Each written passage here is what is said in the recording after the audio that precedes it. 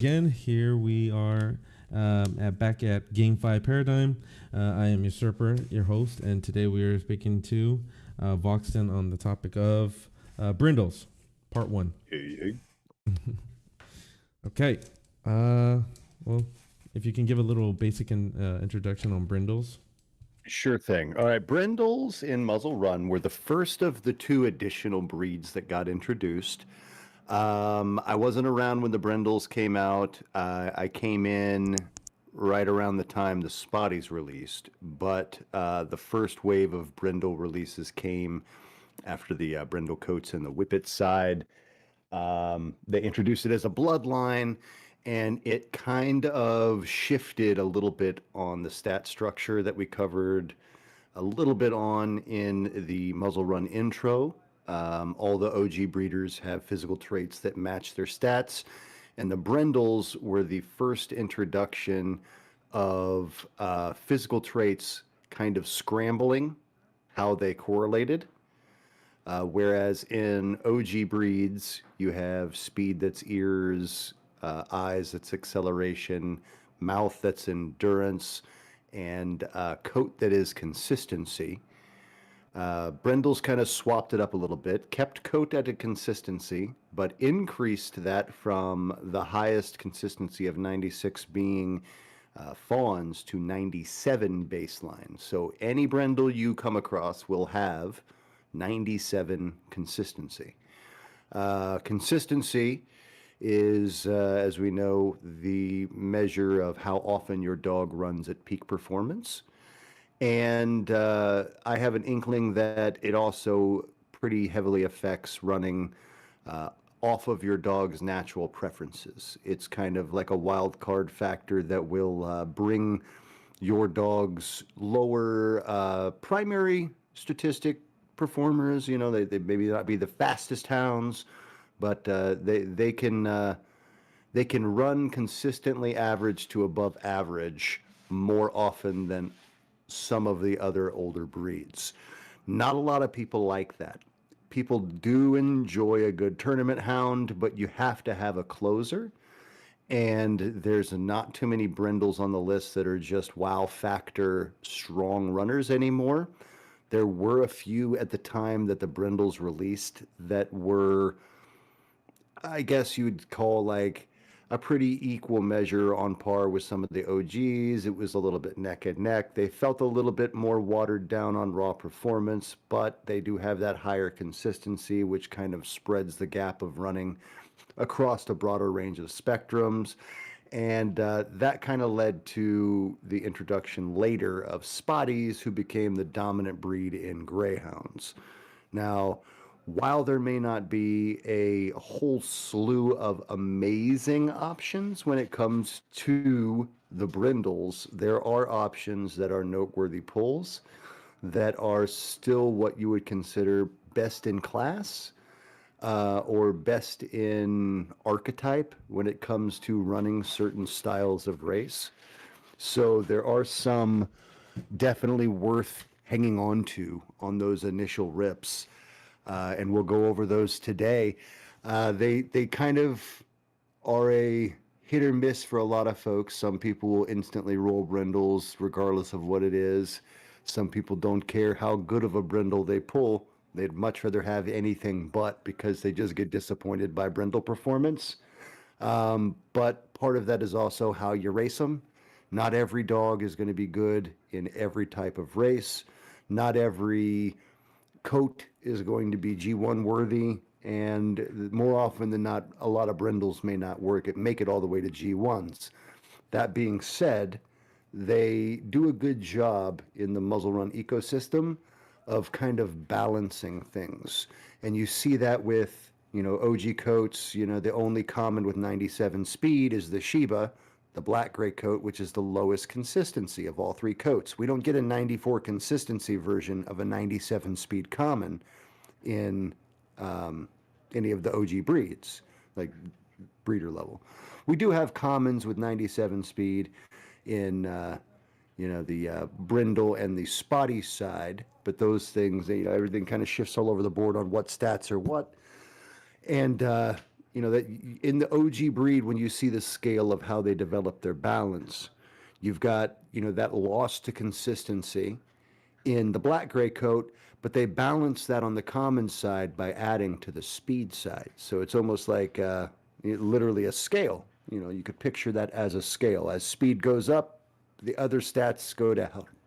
As the other stats go up, speed must go down, but there has to be a balance on either side. So you could actually look at that scale of black gray to fawn coat and how it tips in either direction, with the speed towards black grays and the consistency towards fawns. You know, granted, you know, the what coat is good at what, that's all theory in any of these racing games. That's what, you know, 90% I would say of the first several years of these racing games is theory crafting and discovery, finding out what works, finding out what doesn't, what actually is mechanics in the games. So, you know, these trends that do stick between them, you know, Brindles, they've got a good place in the racing ecosystem as long as you are utilizing them more on those sended hounds, hounds that need to be good at multiple preferences, and you're not hoping to have your next Rickerton winner in a Brindle pool. And you said they were mainly stayer, right? I mean, it's not that they're mainly stayer. That you can get a Brindle that has a preference of any funnel. What I was meaning by the stayer, like where that is with that 97 consistency, that stayer and marathon distance. Those are the distances where high endurance, high consistency plays a big part. And the reason is the more factors that are off of your dog's natural funnel preferences or natural weather preferences, the more impactful the race will be. And the longer that race goes on, the more chances you have of taking those severe impacts. You know, if you take a downtick on your speed at one of those, 50-meter marks, the splits, the 50-meter splits. You take a downtick to your speed and you go all the way tanked out to zero, and you're in a sprint and you ramp back up. I mean, you're screwed there. But I mean, in a marathon, if you ramp all the way back down and got to build back up, and you got a low acceleration dog, you're going to be so far behind everybody. So it's important in all races. But if you only catch one split negative on a sprint, and you catch one split negative on a marathon, and no other dogs caught that negative split on a marathon, and it's in the first 200 meters, you're never catching up, regardless of how good your dog is. And consistency matters a little bit more than the gravity a lot of people give it, or have in the early days given it. But there's really not a lot you can do outside of maximizing your form. 100 consistency is the most, and even at 100 consistency, 100 form, you still can catch. I have not figured out the weight yet, but you can still catch those critical failures, so to speak, on a race split that cause a negative performance, even 100% on preference with rug preference. Like, you could have everything going your way, 100 consistency and 100 form, and still have critical failures based on whatever the race RNG algorithm is. How critical you can go into failures, I'm not sure, but I have seen perfect condition, perfect storm races with 100 statted dogs boosted and still come up short. Okay. All right. How do you obtain a Brindle, and from what breeder would you recommend if you're trying to get the best type of Brindle to breed from? So Brindles, there's a lot of options on what to breed from in the common pool. And that's one of those things where in bloodline theory with muzzle run, the quality of your hounds overall, like rarity, does not affect the rarity of the hounds generated, but it does affect the quality of those hounds generated. There are parental stats that are invisibly handed down to these racers, the weights of which we don't know. And the VRs and the ERs are very popular to mint from because of that. the Brindles were kind of the solution to introduce more value to common breeders in that only commons are able to mint Brindles or Spotties during the month of December, but Brindles all year round. And I know last December, I don't know if they plan on doing it again this December, but last December, it was actually guaranteed from commons. If you minted from a common, you were guaranteed a Brindle or a Spotty. All the OGs were turned off during that period. For a whole month? For that whole month. Well, I don't know if it was the whole month. I came in partway through the month, but from the point that I did come in, we were in Spotty season. And yeah, all of the common rips were Spotties or Brindles guaranteed. Every 10 rips, they gave a gift that had either a Rhythm of the Night ticket, a gold rabbit, a George Pack rip, like a racer, or a froth breeder, with one having a guaranteed Hickman. And Sid actually got the Hickman, and he got a Tinsley. They didn't realize that Tinsleys were in the mint pool, apparently. And so they found there were 4 in the pool, and Sid had gotten the first one. And everybody thought that he had gotten the Hickman when it announced the Tinsley, and they were like, whoa, something's up. And then they discovered that Tinsley was in the pool, and then they discovered that he had gotten both because he'd had so many Christmas presents, because for every 10 mints you got a Christmas present.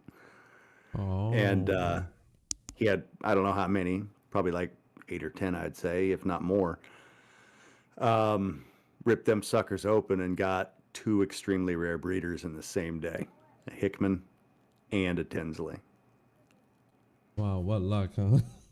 Right, Jesus. right. And so the thing is, though, is they're beautiful breeders, but commons are the only ones that can mint these Brindles. And so that's, you don't get as much intangible juice from the breeders. That's why finding the right breeders is important.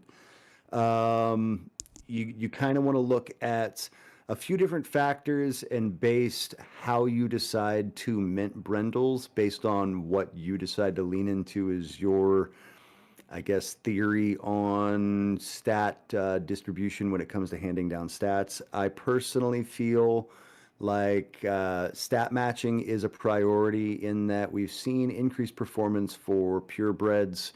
And one of the things that I started with was a baseline of purebred analysis to see how they run. And, purebreds versus others, it's slight, but it does seem to amplify the on-track side, and the mathematical or programming feature or factor that made the most sense to me when it comes to that is, on the surface level, every stat matches from the breeder to the baby when it comes to a purebred. You're a 4 out of 4 stat match. And so I started then looking at 3 out of 4 stat matches and how matching speed to speed or acceleration to acceleration or endurance to endurance impacts performance on the tracks. So if you pull a 92 speed common from a 92 speed rare, my theory is that 92 on 92 has a slight amplification to speed. Now, Brindles, as I mentioned, have a statistical swap over the physical traits of OGs. You can mint the OG style and pull from the strongest breeders, which would be like an Alberta or an Alfred, a Holly or a Cass. Some folks like to pull from Sheba. I personally am not a Sheba fan because the only stat you get is speed. But you could go that method, or you can use the stat swapping method to analyze that the 2 traits that physically and on paper statistically swap are the eyes and or not the eyes, the ears and the mouth on a Brindle. So your endurance and your speed swap. Whereas ears used to correlate to your dog's speed, now ears correlate to your dog's endurance. Your mouth used to correlate to your dog's endurance, now it correlates to your dog's speed. I'm of the persuasion that prioritizing for the stats you want in order to stat match in these obscure breeds to basically prolong people's discovery period. Nobody's going to be tapping from not the best common breeders in the first few go rounds. They're going to pull from the same things, you know, the devil they know. And as a programmer, the first thing I would do is prevent maximizing theory crafting in the first couple of weeks after launching a new feature. I'm not going to go down that road of doing the same thing and just slightly changing things. Hence, the statistic and physical trait swap between eyes, or between mouth and ears on Brindles. So I took that and started looking into breeders that would have the right stats when inversed. So I stopped looking at how necessarily a stat of speed being 92 impacted a Brindle baby from OG to Brindle, but endurance instead. I began to look at prioritizing for speed because I can see on paper, it's clear as day, that the stats have been swapped on the breeds in what's available to me visibly. So basing breeding analysis or breeding matches to try to hunt for that theoretical, purebred amplification kind of feature, I personally recommend inversing those two stats and hunting from breeders that have the higher stat towards what you want. So instead of necessarily prioritizing the highest speed dog, you can then hunt on other options that maybe have 92 speed but 96 endurance, knowing that those two speeds swap weight, and you're going to get a dog with a higher shot of having an amplified speed versus, you know, a little bit lower on the endo side. But if it's got the 92 endo, so that's when you can go hunt for, you know, pulling for a high speed, low endo Brindle from a Alberta, for instance, or not an Alberta, a Alfred, for instance, because Alfred has 96 endurance. So Alfred is one of those highly recommended breeders for me, just because, you know, he does have the fawn consistency, which is great for spotties, which we'll discuss in the spotty featurette. But also he has that 96 endurance and the 92 speed. And he's the OG common breeder with 92 speed, 96 endurance, and the highest consistency. So he's therefore the highest overall option to breed from. But one thing to factor into consideration is, if you look at the statistic means of kind of how, you know, that consistency that you want to prioritize pulling for a stayer in a Brindle, you won't always get a stayer, but if you get one, a stayer is a little bit, you don't want to go endurance for the sole factor of Spotties took the throne when it comes to, not endurance, marathon. Spotties took the marathon throne hands down. They took the throne in a lot of ways, but when it comes to marathons, you just can't hang with a Spotty. So I personally don't like getting spotty Brindle, or it's not spotty Brindles, marathon Brindles, because it's just a little bit too favored towards spotties. Even stayers are going to be favored towards spotties, don't get me wrong. But because the distance is a little bit shorter and endurance is a little less impactful, you don't have to quite feel as I guess, nerfed. When the spotties came out, it kind of took away that distance thrown from the Brindles. So yeah, I personally like to pull ones that have a natural stayer preference, because those are the ones where you see dogs that have stats that complement their hidden traits or preferences tend to have better overall performance once discovery is done. Okay.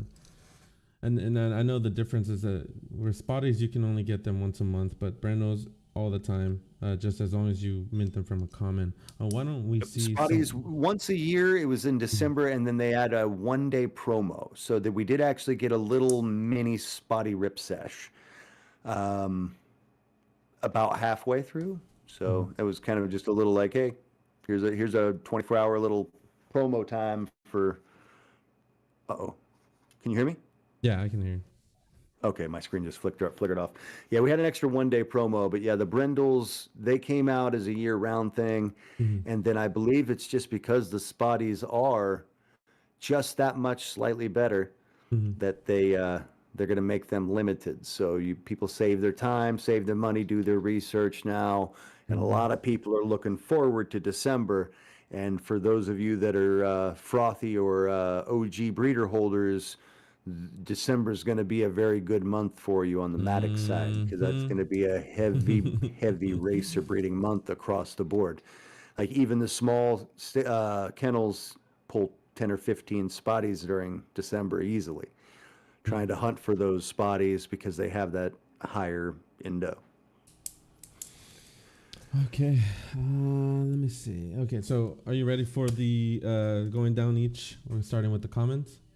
Let's do it. Let's do Okay. it. There's some weird ones in here, and a lot of them aren't going to be super relevant for most people. But yeah, let's rock it out. Okay, we got first one, Winston.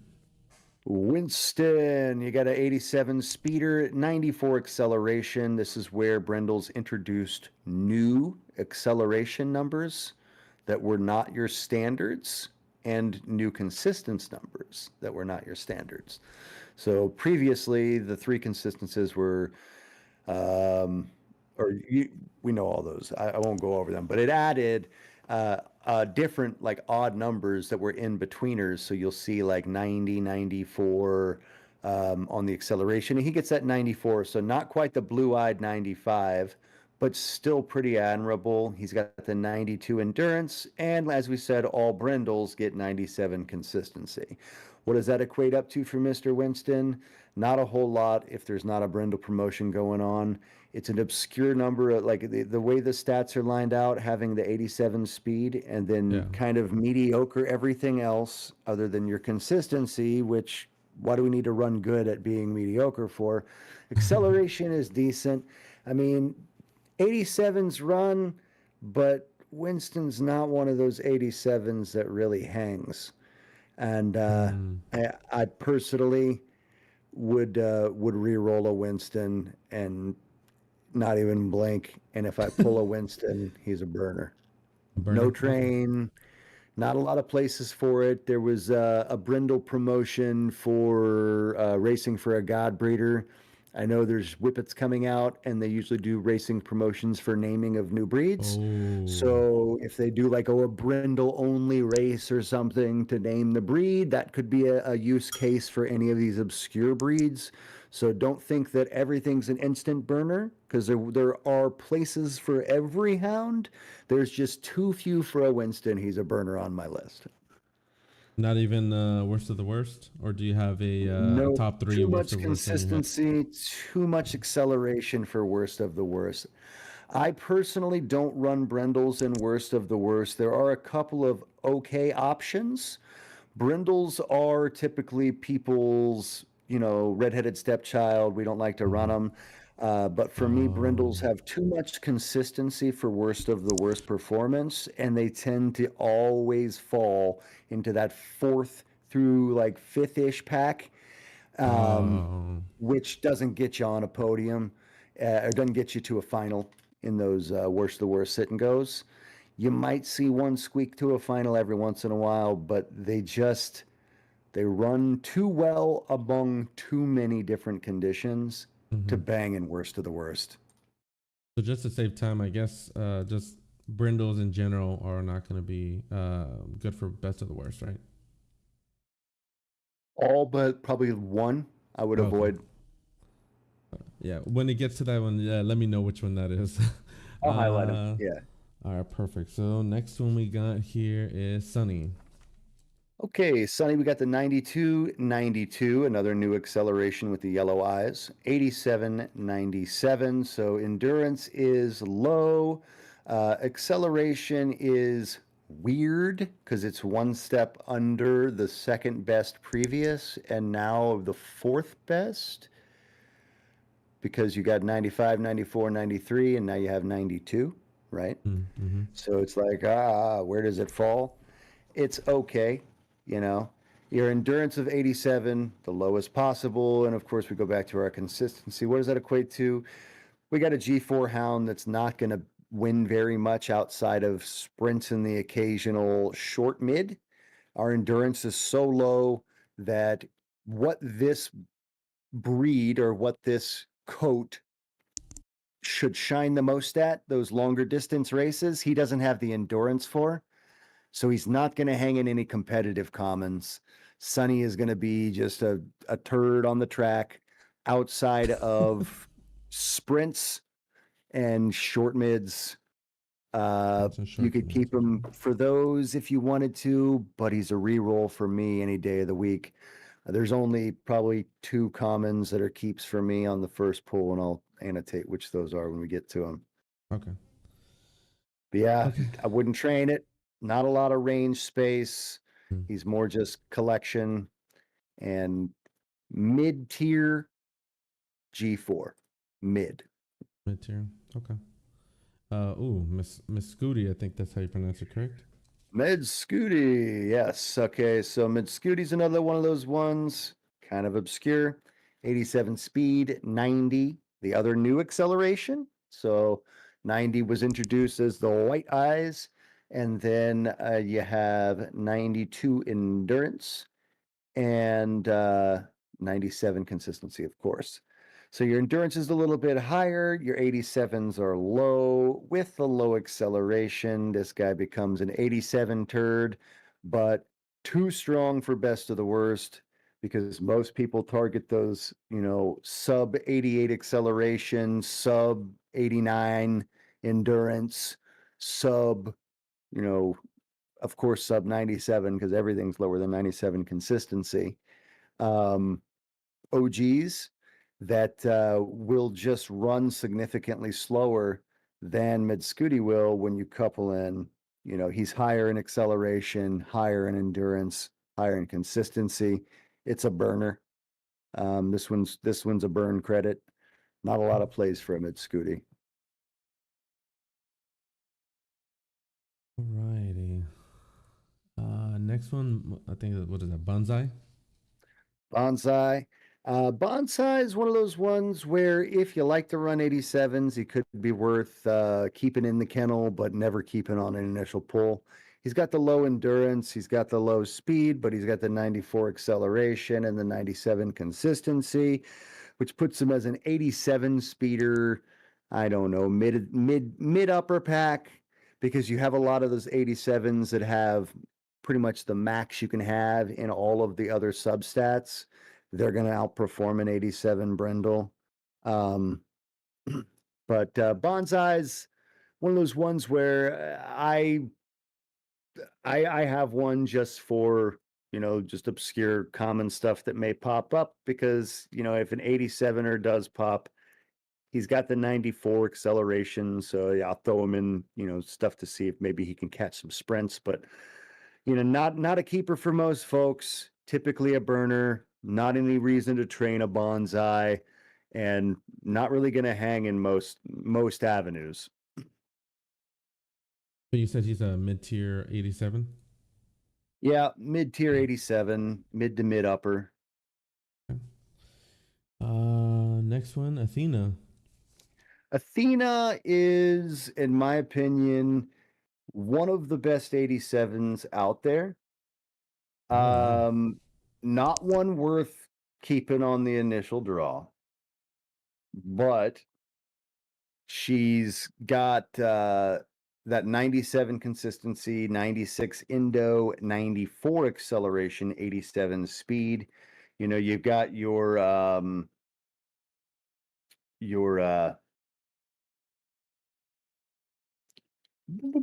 spaced out. Lost it. I like the little transition. Right? That was good. I completely lost my train of thought mid-sentence there. Commons, OGs, 87s. Where am I going?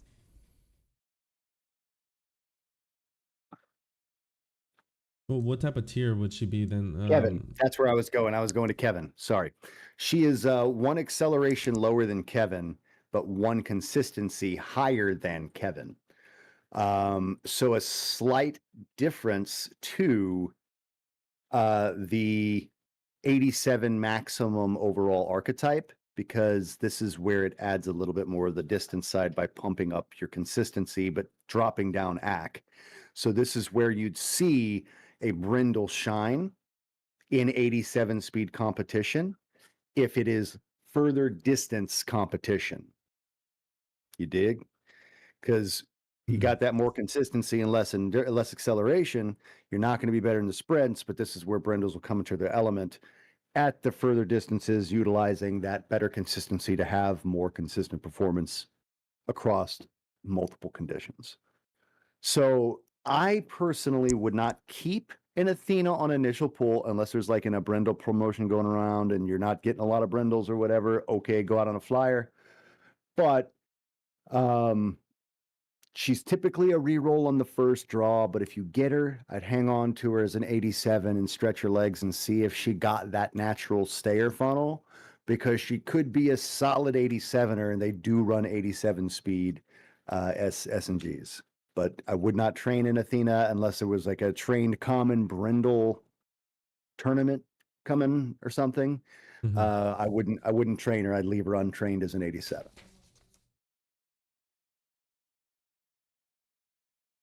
Oh, however you pronounce that one. Azahlia. Azahlia is one that my wife hunted early in our muzzle racing career. She liked to collect the female names, and she was kind of at a bit of a difficult pull. Azahlia's got the 92 speed, the 90 acceleration, which is like very mid tier, like literally like mid as it gets, is 90, 91 area on the axe side. But low endurance. She's kind of I don't know, best of the worst plus, I'd call her. She's a little too fast for it, but she's not going to hang anywhere on the track. Like this is one of the few dogs that were on my radar as like just a name only or collection only dogs, because the stats are so watered down.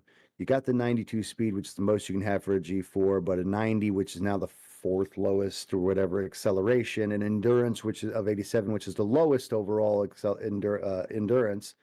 But you got high consistency. But what are you going to do with that? It's just not a dog that you'd lean into racing just about anywhere. Azahlia is a burn credit for most folks. Okay. And then no train and reroll. Okay.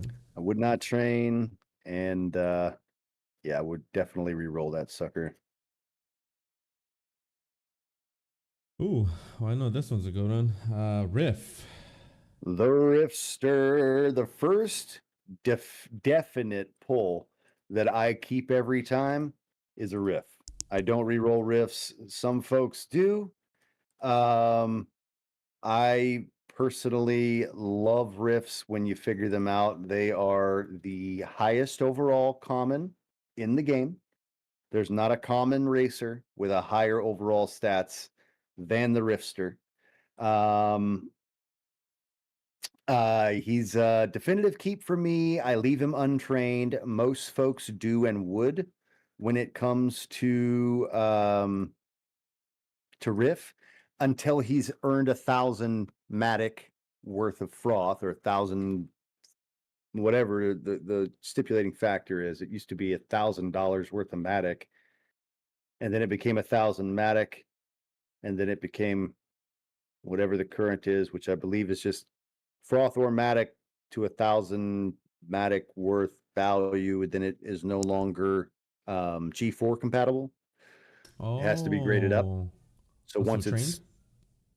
Yep. So that's when you would train a Riff, because they are worth training as well. Once they've earned that 1,000 and they can no longer race in G4 commons, you might as well train him up so you could slap him in trained commons and trained open racing and trained common from common, because he comes from common. I actually won the common from common last February, I think it was. Oh yeah. March. Oh. That was that 2,500 Matic race that I won with Goodwill Ponting, my spotty, because he's a common from a common as a spotty, right? Wow.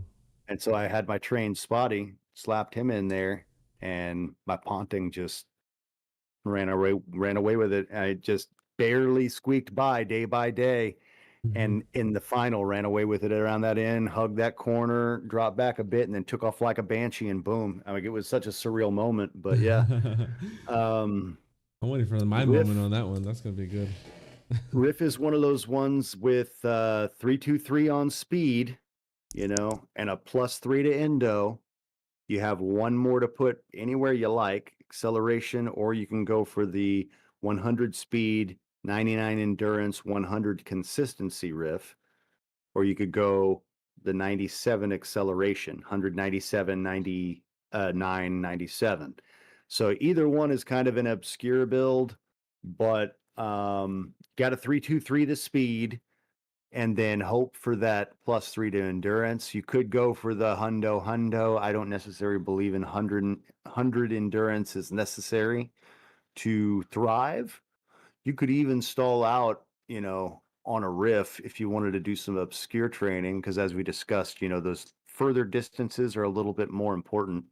You could even try to, you know, hunt for a 3 and then a 3 on speed, and just intentionally make a 98 speed Riff by hunting for those 2 3s, and then have 3 more skill points to distribute across the board. You know, dump 1 into endurance to make it 99 there, and 1 into consistency, and try to hit that hundo there. So you could then go 98, 97, 99, 100. And really try some weird stuff. There's a lot of things people haven't done with Brindle training off of the normal standard type.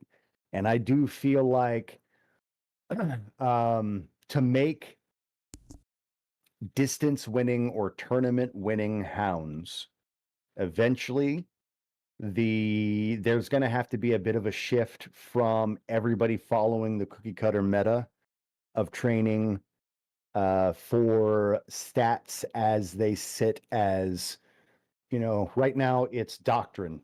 Speed and endurance are the most important stats. My personal belief are speed is the most important stat to a breed that speed is the most important stat for. And I know that sounds like silly, but what I mean by that is not every hound is going to have the same weight when it comes to their stat points.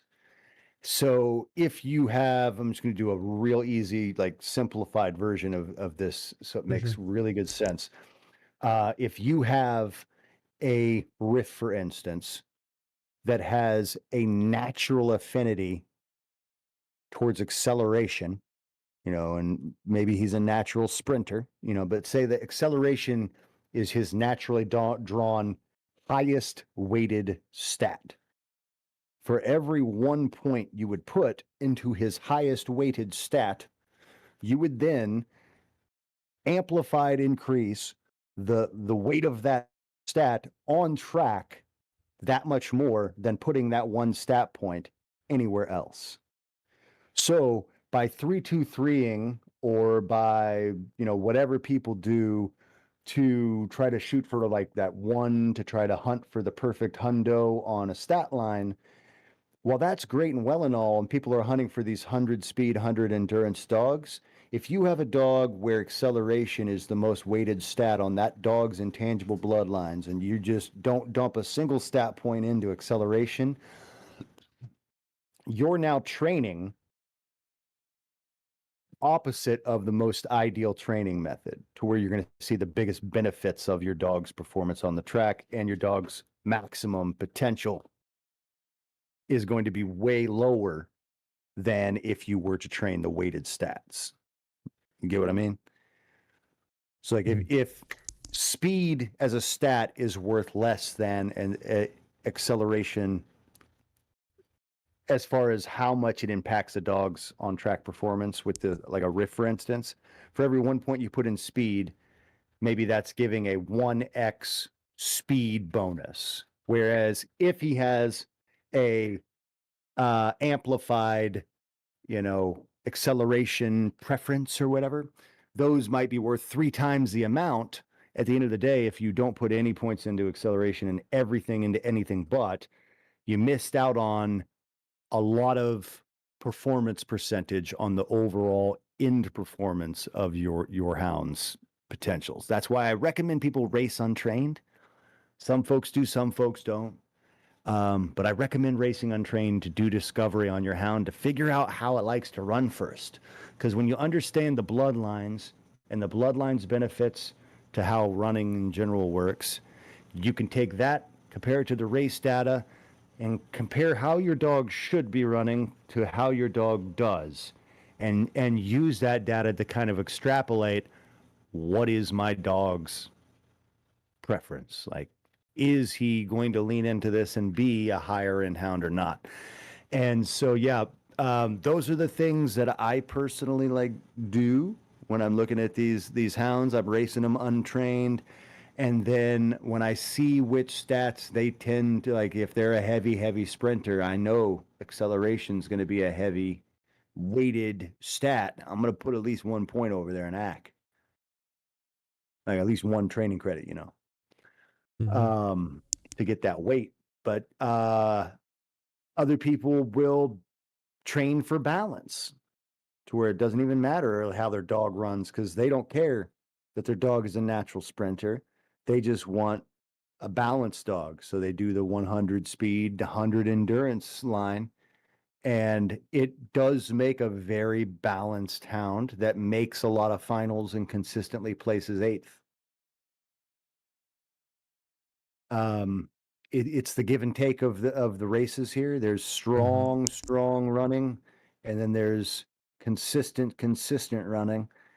And then it just kind of all merges together in between and kind of waters together and goes out the other side. So just a big X is how I kind of picture the way things work. As you kind of go too high on speed, you got really low on consistency, and too high on consistency, you got really low on speed. And you kind of like go across the realm, and those stats kind of meet in the middle. Your endurance and your acceleration kind of just meet in the middle, and they meet in the middle on what you see visibly on the stats too at the same time, kind of like an hourglass. And so knowing where a breed and where a coat fall on that hourglass, that speed to consistency hourglass, it'll help you know how to train to optimize before he sets foot on the track. But you need to compare that with the intangible side of what his hidden preferences are. You do that discovery, and then you can take those 2 pieces of data and determine from there how to train. So, knowing how he should be trained as a brindle, and then seeing how he runs, you could take those pieces of data and see, well, I know that with the Riff having 92 speed, 94 acceleration, 96 endurance, and 97 consistency, he should be really good at those distance races. Thank you, baby. Really good at those distance races. He's going to be really quick off the line. Like he's just got the juice, He's going to be good for the whole turn. So he should be a stayer or a marathoner. And when he's not, what do? You extrapolate the data. How do you train for a marathon and a stayer? Well, you want to make sure you have high speed, and you want to make sure that you can consistently run the duration of that race. Acceleration isn't nearly as important. When you look at the white paper, acceleration is only listed as the speed at which your dog can reach its maximum speed after leaving the gate or something along those lines. I personally feel like, and have seen evidence that acceleration also affects your ramp up speed in between splits when you catch a critical fail, basically in running, and your dog dips down. The time it takes for him to get back up to maximum speed, I would consider acceleration a factor of weight in that as well. But for marathons, you don't necessarily need the highest acceleration, but 94 ain't bad. And so when you take that in consideration, when I pull a riff, my initial reaction or instinct is planning for a distance train. And then I run the riff and see what he likes. Maybe I got a sprinter. Now I got to determine how much I'm going to train for sprinting on my riff to determine, what numbers do I want to push? His sprints are in a pretty good spot. I can now utilize this to balance the mids, knowing that he got that, affinity towards that side, or balance, the stays to make him good at both sprints and stays. I can make sure to stick to my plan of training for distance, and then kind of base how he runs. I can then have my baseline training plan and then change it a little bit based on how he actually runs to how to most optimally train him for winning. Yeah, that's why I've halted any type of training, just because you've mentioned that before, of finding their preferred instead of just like you said, following the cookie cutter, right? Yeah. And so that's why I've halted just training, right out the bat. But side question here. So is that for every single hound? Once they reach a certain amount of earnings, they have to train, and they can't For every compete? common. Yep. Oh, I did not know that. Okay. Yep. That's the other group 4 stipulation. So group 4 racing is common, untrained, less than 1,000 matic in winnings, and 92 speed or less. Like, those all have to be true for them to qualify for G4. And so once any common hound reaches that 1,000 matic winning, they can no longer race against other untrained commons in G4. They can race untrained commons all they want in Group 3 and beyond, but nobody races Group 3 seriously untrained unless they're doing hound discovery. So once they hit that 1,000 matic, most people will either just bench them, burn them, or train them, depending on what it is. Oh man, that's gonna be interesting when some of my hounds, my Angela, she's been winning a good amount, but she's at like 200, or I think 200. So, oh shoot. Okay. Anyways, all right. Let's see. Next one. What is this? Tychus? Tychus. Yes, Tychus is an interesting 87. He's a reroll. He's a reroll on the first pull, but he's one of those 87s that's not too bad if you get him on the second. He's got that 96 endo, which you want to see in a Brindle. You want to see those distance traits. He's got, of course, the 97 consistency. But got that 92 acceleration, which is a little, but not terribly low. You can work with it. It's just under that mid-tier 93 of the OGs, but the 87 speed makes him an 87 only. I wouldn't train him unless, of course, they're doing, Brindle stuff and you're feeling crazy. You could try some obscure stuff here, because one of the fun things about Brindles having that high consistency, you don't have to touch it. You really don't have to go into consistency on Brindles unless you just have the spare points and you want to just make sure they're at that 100 consistency coat preference, But with a Tychus, you could put 1 training credit into endurance, and if you get a 99, you have 4 more you could dump into speed to get to 99. You could have a 99 trained Tychus, if they have some kind of trained common Brindle event. He wouldn't be a terrible option, but there are better trained options, as we've seen in Riff and the other, what I would consider common keeper of the Brindles, which we'll discuss when we get to him. They're both better options for training. It'd really be up to you if you don't have a Riff or you don't have a Get 'em In, then a Mm-hmm. Tychus isn't a bad option, but uh, only on the train side, not on the G4 side, kind of like the trained Brindle side. But yeah, the 87 speed, you use him for 87s, and if he was a performer, then you could train him up and have a trained Tychus for trained common or trained Brindle comps.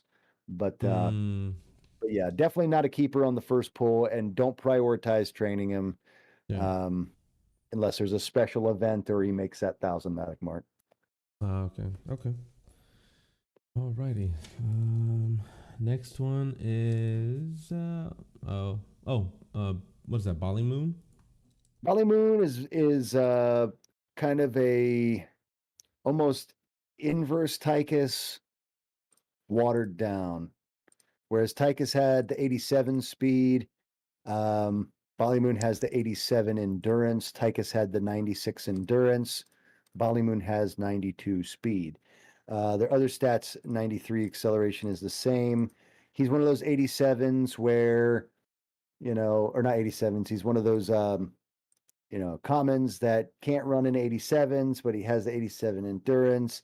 He'll make a decent like mids runner in like G4 competition. So he's not Terry bad, but he's definitely not a keeper on the first pull.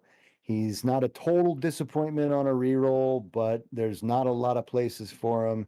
One of those other ones you could train him if you wanted to, or if there was an event coming up, but you're kind of now at a disadvantage because both speed and endurance are so incredibly low that you'd have to have 3 training credits for speed and 4 training credits for endurance. So you need 7 training credits to train him up to make him relevant. So don't plan to train a Ballymoon.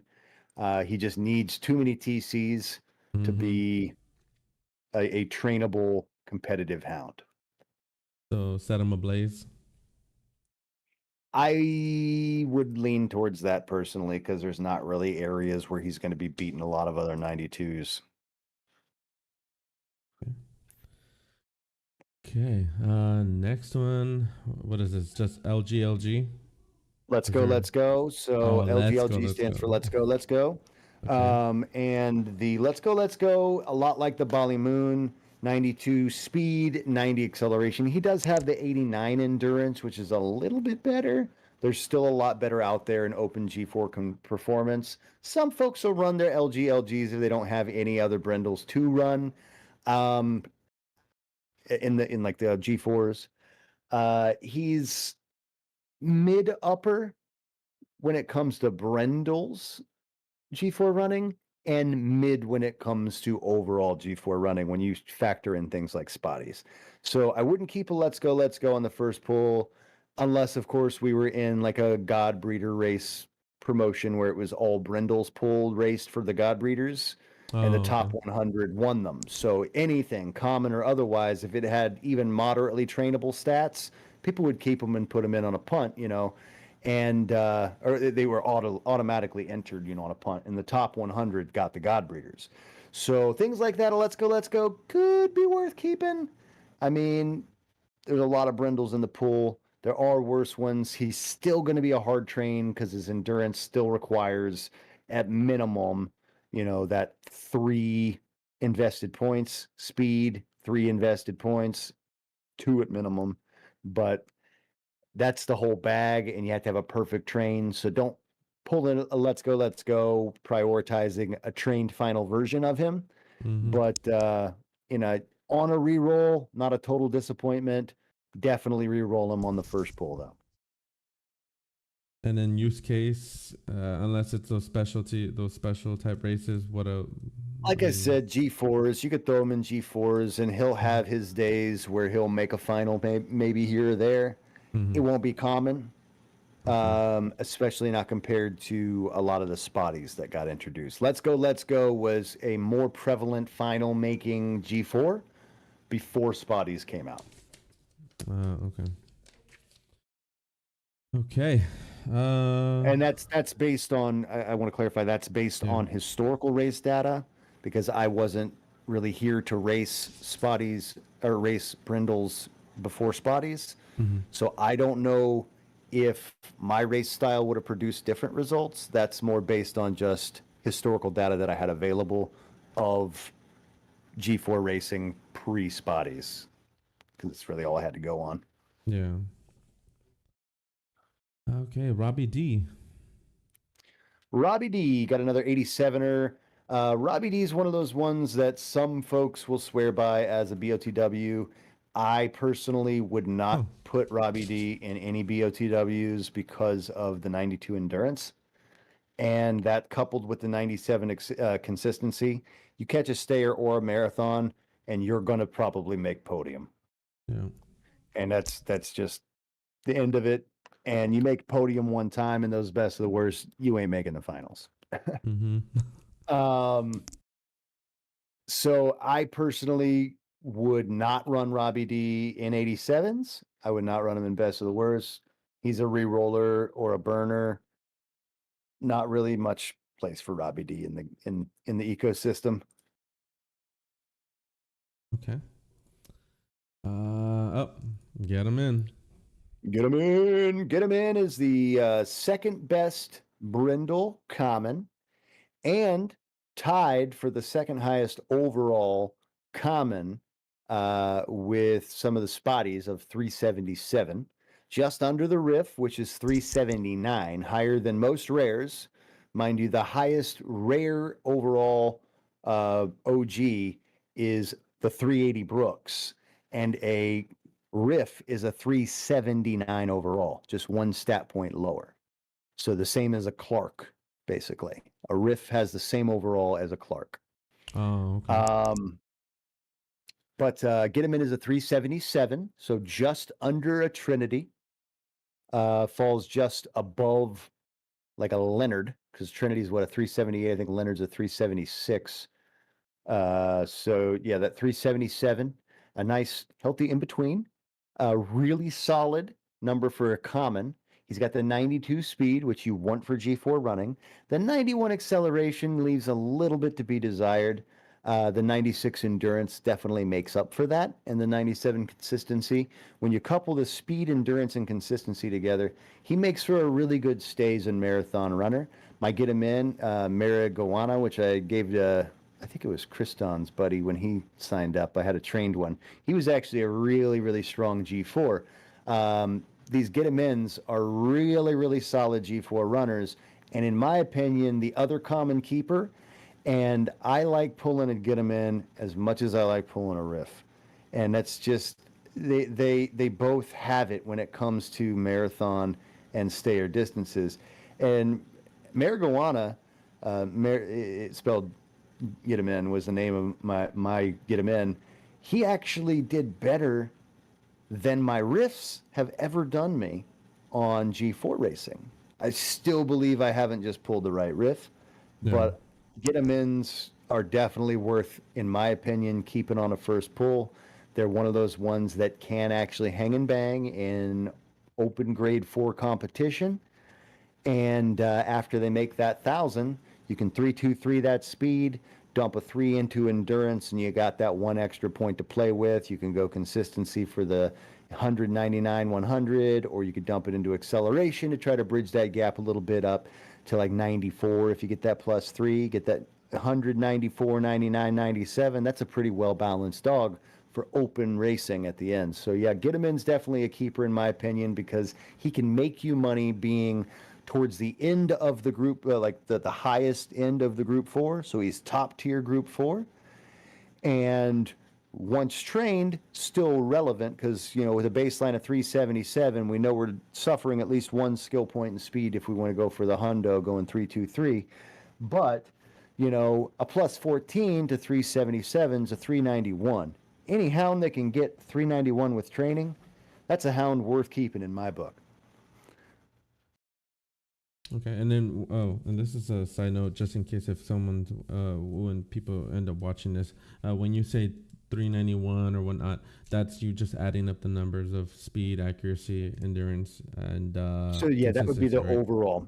Yeah, okay. All those added together right now, the overall is 377. knowing that the most we would put in is plus 14 because of speed, going for that hundo speed. We're not going to try to hunt for 98 speed with the 2 rolls.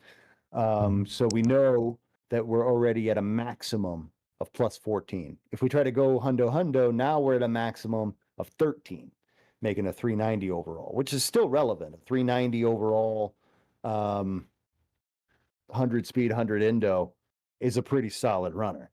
But actually, no, you go down to a 12, plus 12, so a 389, because you got to use a two point sacrifice on endurance to get that plus 1 to go to 97 on the first roll.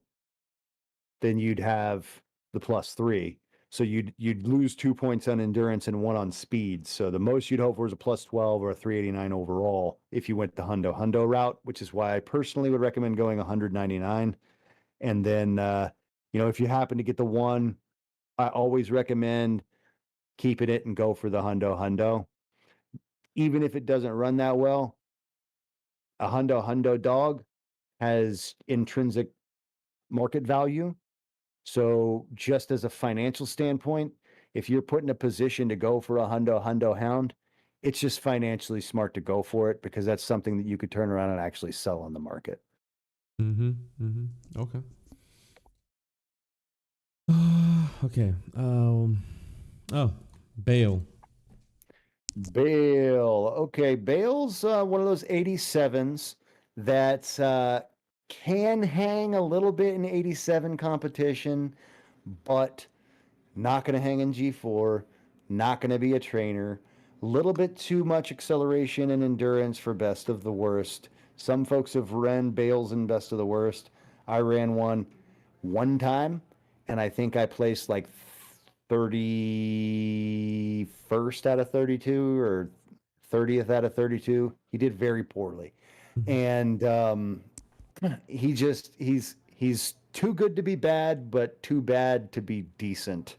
For me, Bales are burners. I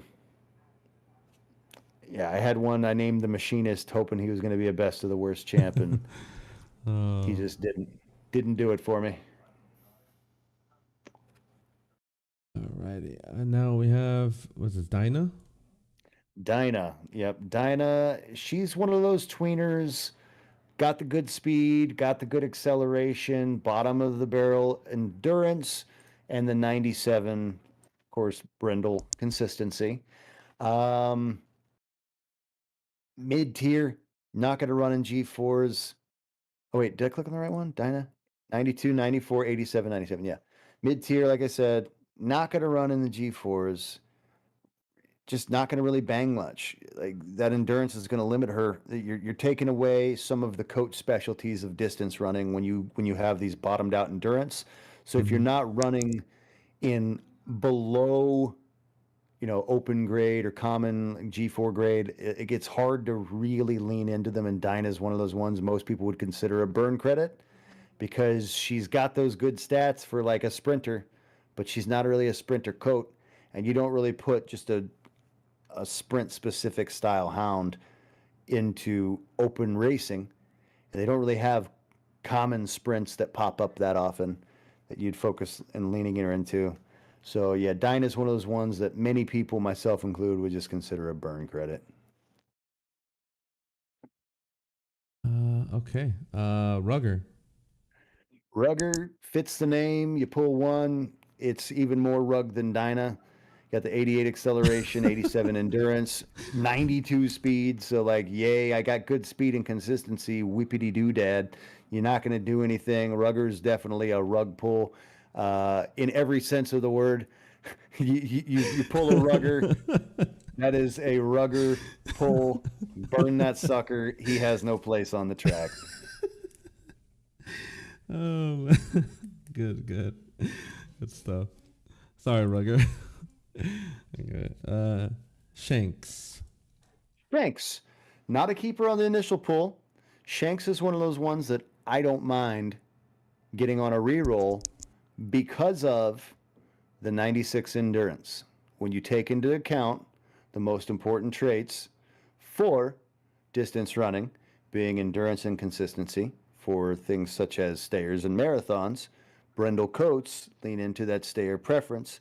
I would personally keep a Shanks, run him in the 87s, and see how he performs in those distance runs, those marathons and stays, because he could actually be a powerhouse performance as an 87er with 96, 97 at those stat points. Just because of, coat preference, plus if you have an intangible, like if you through discovery realize that he's a natural stayer or a natural marathoner, a Shanks could be a very, very good dark horse 87 speeder. So you would throw like a 3 into speed, or no? You would put more than that. I wouldn't train him. Oh, never. He's not a trainer. He's one I would just keep as an 87 speeder, and I would run him in 87s and just make some money with him running 87s. Now, when he makes his capped out amount, you could train him if you wanted to, but you'd have to put your 1 into endurance and then your 3 into speed at minimum. But that's not going to get you anywhere you need to go at speed. That's going to get you to 90, 9? No, 96. If you got 3 threes, it'd get you to 96. So you'd have to put 4 into speed to get to 99 speed, 99 endo, and you're stuck with 88 acceleration. Yeah, your acceleration. Granted, he'd be at 99 endurance, 97 consistency, and still be running decently at those distance runs. He's just not going to have. He's going to be performing like a Regis or a Aurora or a Morrison. Those VRs that have really good stats but really low acceleration. They just, I don't know, they just don't quite keep up with their higher end counterparts. So training isn't something I look forward to necessarily, but I mean, if he stops being able to run in 87s and I had the TCs, I'd train him on a punt. But yeah, he's one of those ones that takes too much of a perfect storm training session to worry about training, but he does have the right correlating stats for a Brindle match to keep him and see if he can bang in 87 speeds. So like those streamer wars, he would be right. Yeah, example, Shanks in a streamer wars would not have been a bad option to slap in there. Okay, now we got Lenny. Lenny, the first of the 2, in my opinion, only viable best of the worst Brindles. Lenny is the one best of the worst Brindle that I would be like, ooh, if I pulled, because he is the best of the worst Brindle. He's got the 90 acceleration, which is an 88 acceleration that our normal best of the worst contenders have, but he has the 87 speed, 87 endo, which is great. So he's a little bit better than, say, your bottom rung, your Lancelots and your Amelias, because of his consistency. He's a little bit higher than Ernest on the consistency and the acceleration as well, but he is that Brindle coat.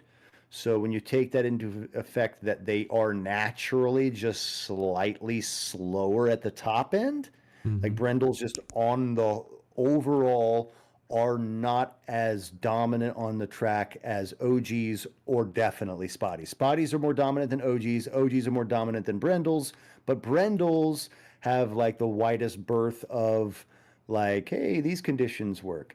But that being said, having a dog that runs in a wide slew of conditions could be a detriment because you could catch good preferences and run a good best of the worst race. That's why Lenny's not an ideal BOTW, but for Brindle pulls, he's one that I would not disappointed in.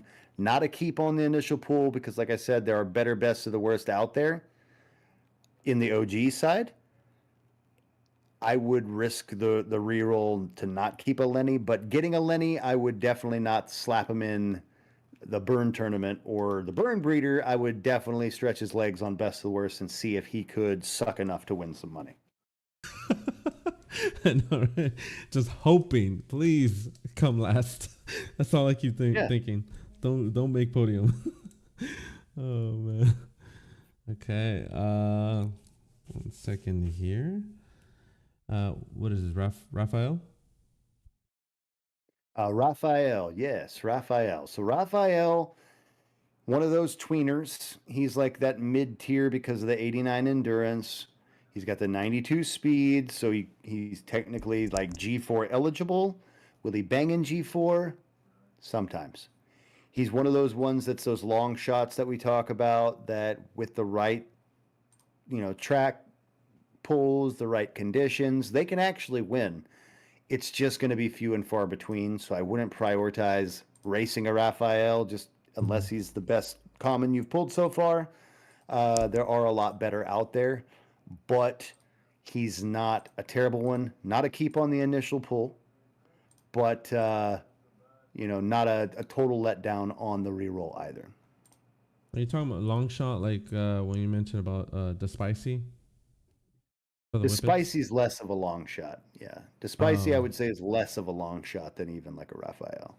Raphael's a little bit more of a long shot. I would say he's more of like putting a Kane in the 364 range because Kane has all those lower stats, but he has the 97 speed. Kane's a long shot because if you catch the right races, Kane will be the performer. That's kind of like what Raphael is. Got to catch the right races. He's more of that random lotto ticket that every once in a while, the guy with the Raphael catches the lucky break and makes a final. But usually, if you're lucky enough to make a final, you're usually lucky enough to win it with a Raphael. Okay. Alrighty, let me see. Next one, Damo. Last of the commons, and last but not least, but second least. So this is your second potential best of the worst option. Two acceleration higher than Lenny is the Damo.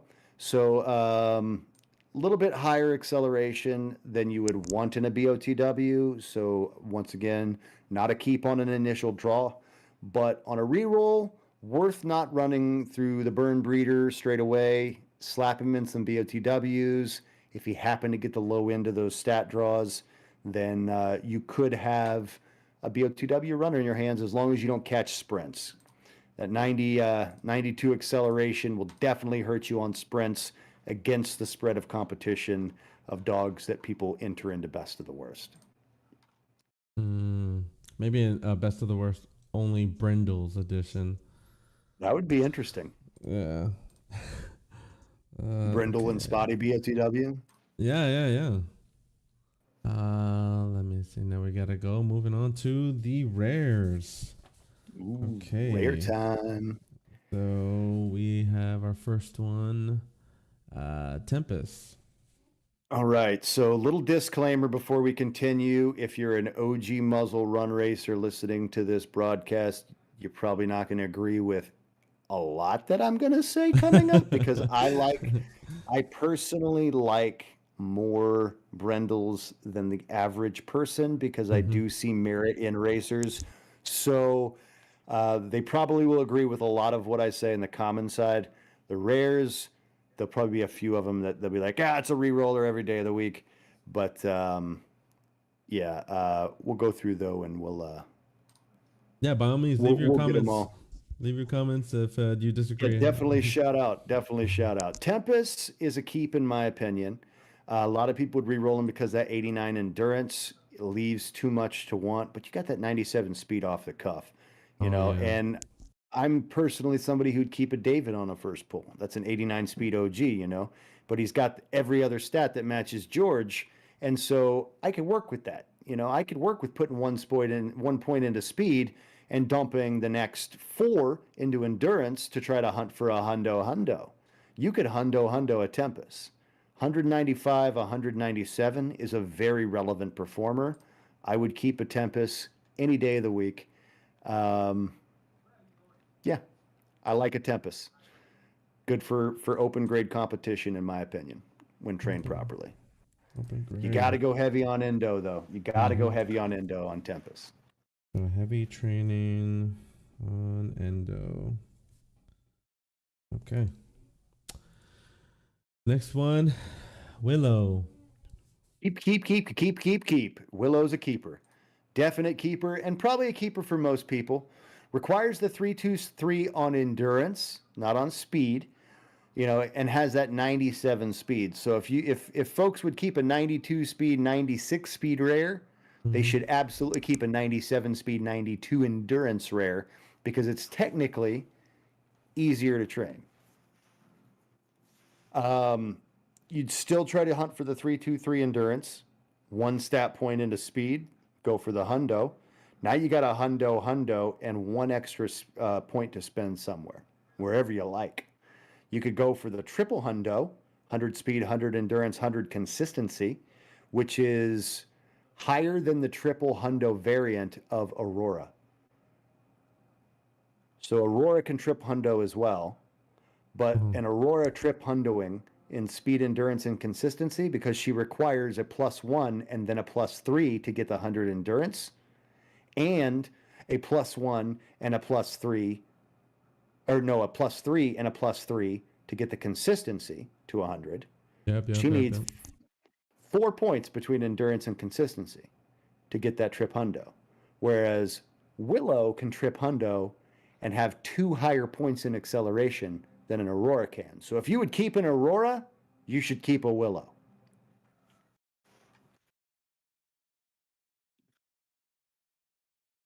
Open grade performance, high top end when trained correctly. I like Willow. Another thing I forgot to mention here is that so you couldn't run this on a G4, right? No, none of these would be G4 runnable because they're rares. They're rares. They have to be commons. So 92 commons. One thing that I've struggled is that how I told you, I've stopped or I've halted any type of training until I really find their preferred distance and whatnot. If I'm throwing, say, this Willow that's not trained into a G3 race against other hounds that are trained, isn't she just always going to place last? No, not always last. You need to race differently when racing untrained. You're not necessarily looking for first place. You're looking for a combination of frothing and a combination of time splits, time differences. When you hit on your preferred funnel, your times will be much tighter to that of a trained hound than when you train a hound and you hit your preferred funnel. Your time splits across the board because now you've got these training points that skew the data. You may have had a natural sprinter, but now that you've trained him, he might look like a natural marathoner. You never know now that you've trained him. But before training, you're going to see a much starker contrast in your dog's natural preferences. You're going to be able to discover their weather and surface conditions much easier, because when you hit on your weather and surface conditions and you race against trained hounds that are not on theirs, you are going to beat them. So you're going to do better than trained hounds running off preference. When you catch perfect preferences, you're going to know it. You're not going to win because there's a chance you could, but there's a chance there's hounds in there that are both trained and on preference. They will beat you every time.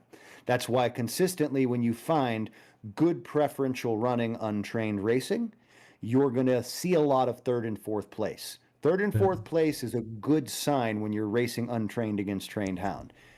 Oh, okay. But don't worry so much about placements. Look for froths and look at time changes. When you land the right rabbits, you're going to see a several second time change on average racing in those untrained distances. That's when you're going to know you're onto something. And you don't have to fully discover your hound while racing untrained either. You'll at least be able to discover his natural funnel preference within about 15 races, 15 to 20 untrained races. You could do that without rabbits. A good way of early discovery is, if the population's popping, discover your hounds in maiden. Discover in maiden. Maidens are going to be a lot of untrained, but there will be some trained. The people that instant train before they race will, of course, be trained in there, but they're not going to be well discovered. Yeah. But you're going to have a lot of untrained competition in maidens. So don't slap rabbits on right away. Race on different weathered conditions and figure out where your dog likes weather. Race on different distances and figure out where you can win or place without a rabbit. And 20 maiden races without winning, you could discover your dog's weather, distance, and surface within 20 races. If you have 20 races before you win, using that data, as long as you get a spread of different data and don't just race the same type every time, you can 100% pinpoint with accuracy your dog's preferences before you go into group 3 and then know exactly which races to put them in. So then you know exactly, hey, I got a snowy wet mid. I'm now going to go to group 3. I know he runs well in mids. So I'm going to start him out in mids. I'm going to test every rabbit in mids and see which rabbit moves his natural, I know it's his natural preference, moves his times up by a couple seconds on that. Okay, cool. Now I know that rabbit's looking really good there. So now I've got a good idea of my hound's performance, untrained on preference.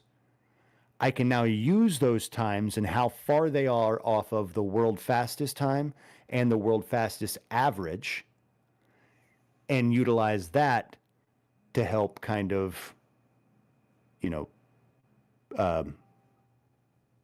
pinpoint all those rabbits, run a god breeder, and then go straight into to knowing exactly how to train from there.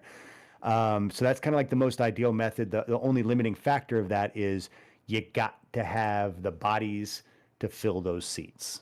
Yeah. And if you don't have the players running enough maidens, you're never going to fill those seats. Well, I mean, at least now I have a better understanding how to start finding my preferences, because usually I just I usually just spread out the rabbits, but I'm gonna start running without them just so that I can figure out the first 3 preferences. Nice. Okay, let me see. All right, next, Curry. Curry's one of those ones that's hit or miss. If there's promotions and things going on, he's a hard train because, even with 100 speed, you got to put the rest of the 4 into endurance, and the most you're going to hit is 99. That being said, he is a rare that has that potential. He's a borderline. I personally would keep a Curry because there is potential there. I'm not everybody, though. I would say the majority of people, Curry's probably on their reroll list. But he'd be right there, borderline for me, but borderline on the keep side. Okay. And then when you say hard train, possibly the open run, right? Or open. Open you gotta look at open grade on any of these and how they're gonna hang. And this isn't one you're gonna try to push up towards G1. No, but with good training, he could absolutely be a month-to-month solid Group 3 performer. And that's one of those things where you got to look at things like quantity. If you're not going to be a heavy quantity racer when it comes to paid entry racing, you can still be a quantity-based racer utilizing XP once a month. There's Group 3 and Group 2 races that are 0 froth, XP only to register. So any of your hounds that you keep and you happen to race and configure, they may not be the best hound in the world, but if you happen to get the right training on Curry, he could then be your once a month ticket that if it catches, 3 or 4 good races out of that 6 race tournament for the Group 3 monthly, now you're looking at getting your Curry in the finals. And, any hound that you could keep, have fun racing, and then eventually make some free money on with a free Group 3 entry just on a 10 XP punt, that's worth keeping for me. And that's just because I'm just not like a big, deep-pocketed spender. So if I can add something to my long-term arsenal, it's worth holding on to for me personally, because that's the only time I'm going to be a quantity racer is in those XP-based races. And then obviously when you talk about XP, he's talking about up here near your kennel name. You would see the XP that you have accumulated. Um, Correct. and it's just good to diversitize basically your portfolio, right? Diversitize Yeah. your ranch or your kennel. I mean, Hmm. so why not have or be able to keep him? Um, Exactly. okay, next one we got Hunter. Hunter. All right. Hunter is a keeper, in my opinion. Uh, a lot of people would be a borderline on Hunter as well. If folks were borderline on Curry, they may be a little less borderline on Hunter because he's basically Curry plus 2 endurance. Oh So yeah. the same 94 acceleration, a little bit easier train because you still need 4 endurance rolls to hit 100, right?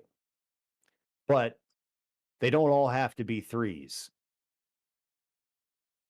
And that's the main difference. You got to have all threes to hit 99. You don't have to have all threes to hit 100 for a hunter. So you could 100 a hunter. And in that vein, he's a keeper in my opinion. He's easier to 100 than a Curry. Mm-hmm. So I'd keep him, train him, and hope for the best. For those the potential G3 XP Mhm. tournaments. Yep. Okay. Yeah, G3s. Yeah, most of these are going to be more for those G3 Yeah. style, monthlies, the send its, if you want to have a lot of send it styles, Brindles are decent for send it racing because they're good across such a varied amount of conditions. So What do you mean? Are you saying the open? The I think it's called open send it, right? Or Sunday send it? Sunday send its, yeah. Oh, okay, okay, huh? Yeah, I haven't raced any of those yet. I'll have to get there sooner or later. Okay. Send its are fun. I think Sunday send it might have been my very first ever actual win. Oh, really? I can't I even think remember so. what my first one was. But I just recently won that. Well, not one, but I placed I think fourth on that OG mini send it, which was my first time. So I was pretty excited, like being able to place on a new type of tournament. So getting there, getting there. Nice. Okay. So next one, Poppy. Poppy. Poppy is it's one of those borderlines for a lot of folks. A lot of folks kept her for the the God Breeder tournament, but I uh, I personally am not a Poppy fan. My wife likes female names, so she collected a Poppy, but it was just a collection Poppy, is all it was. It really wasn't anything more than that. Mm-hmm. And I would personally re-roll a Poppy on the first pull. Just not a rare that you're going to do that much with in the long run. Um, she's one of the Brindles that are on my re-roll list when it comes to rares, and there are a few, but she's definitely one of them. Unless there's some kind of Brindle promo going on that you need Brindles for, she's a throwback. Okay. Okay. We got Xavier. Xavier, he's one of those ones that's borderline about where Curry is, but a little bit less than because he does have the bottom of the line acceleration of 88, but slightly higher endurance of 89. So you could technically hundo Xavier, but you're going to have 188, 197. So we're going back to similar to those, VR traits or maybe like a trained Bell along those lines, but not the best by any means, but Mm-hmm. certainly not the worst. A Xavier for me is one of those ones where I got to really like, I lean more towards the reroll than the keep on a Xavier. Mm-hmm. But it's pretty close. Will more likely burn or More than likely, it was a reroll. if you land one, it's not really necessarily a burn, so to speak. It's just an inconveniently specific requirement of training in order to be relevant. And relevant in what exactly? Just G3? In like G3, yeah. Okay. And that's only if it's a good training. Right. Good train. G3 potential. Oh, for XP. Only the XP tournament though, right? We're not talking really about like just honestly, I wouldn't be popping it in paids. I think Yeah. popping it in paids would honestly just be wasting your funds. Mm-hmm. Okay. Alpha. Now, this is one of those ones where a lot of the OGs will probably disagree with me. Alpha for me is a definite keep. Okay. He's just a little over that cusp line, of keep or not keep, keep or not keep. For me, he's got enough juice to go over to the, yep, I'm keeping him, because he does have that 97 speed, the 97 acceleration, and like I said, the 4 TCs get you that 100 endurance, and you'd be at 193, 197, which is relevant enough to bang all the way up to Group 2. So with perfect training and a hound with good stats, an alpha is, in my opinion, Group 2 runnable. Okay. If you get a good one, it could even make G1. Now, I don't know if an alpha's ever made G1. I don't know if anybody's ever tried. I might learn my alpha. I've got one and train it and see. Who knows? I actually pulled one and I named it a funny name for Aller's birthday. And I pulled an alpha and I named it Aller Alphen Steppa because it was a Steven. He's an alpha from a Steven. The bloodline. So he does like weird names. Yeah, he does weird names. So I pulled an alpha from a Steven. So I was like, okay, I'm going to do some obscure naming on this guy. But I've never trained him. So, eventually after I get him fully locked in and all that, maybe I'll train him up and see what he can do maybe. Yeah, why not? Be the different one and not always putting up those the same hounds all the time. Oh yeah, I trained a Jane and I almost got her where I wanted to. Jane's one of those one that needs a perfect training session as well. And I tried to get my Jane there, didn't quite make it, but it was a fun little training session anyway. Yeah, it's still fun to try to see if you come up with this little gem compared to all this. I like being different. If I can win some races with a hound that people didn't expect to win, yay. Okay, next we have, what is that, Finlay? Finlay's a keeper for a lot of folks, not everybody. I love a Finlay. You could 3-2-3 that endo. You can 3 that speed. You have one more point to play with, so he's one of those ones you can trip hundo, and he's going to be 2 points higher than an Aurora as well. Or you could go into acceleration if you needed to. It's really pick your poison, but any of these 3-2-3 with the 3 into speed rare, Finlay is high on that list of keepers in my opinion. And keep him, train him. He'll bang in G3s. He could bang in G2s. And a Finlay could absolutely make it to G1s.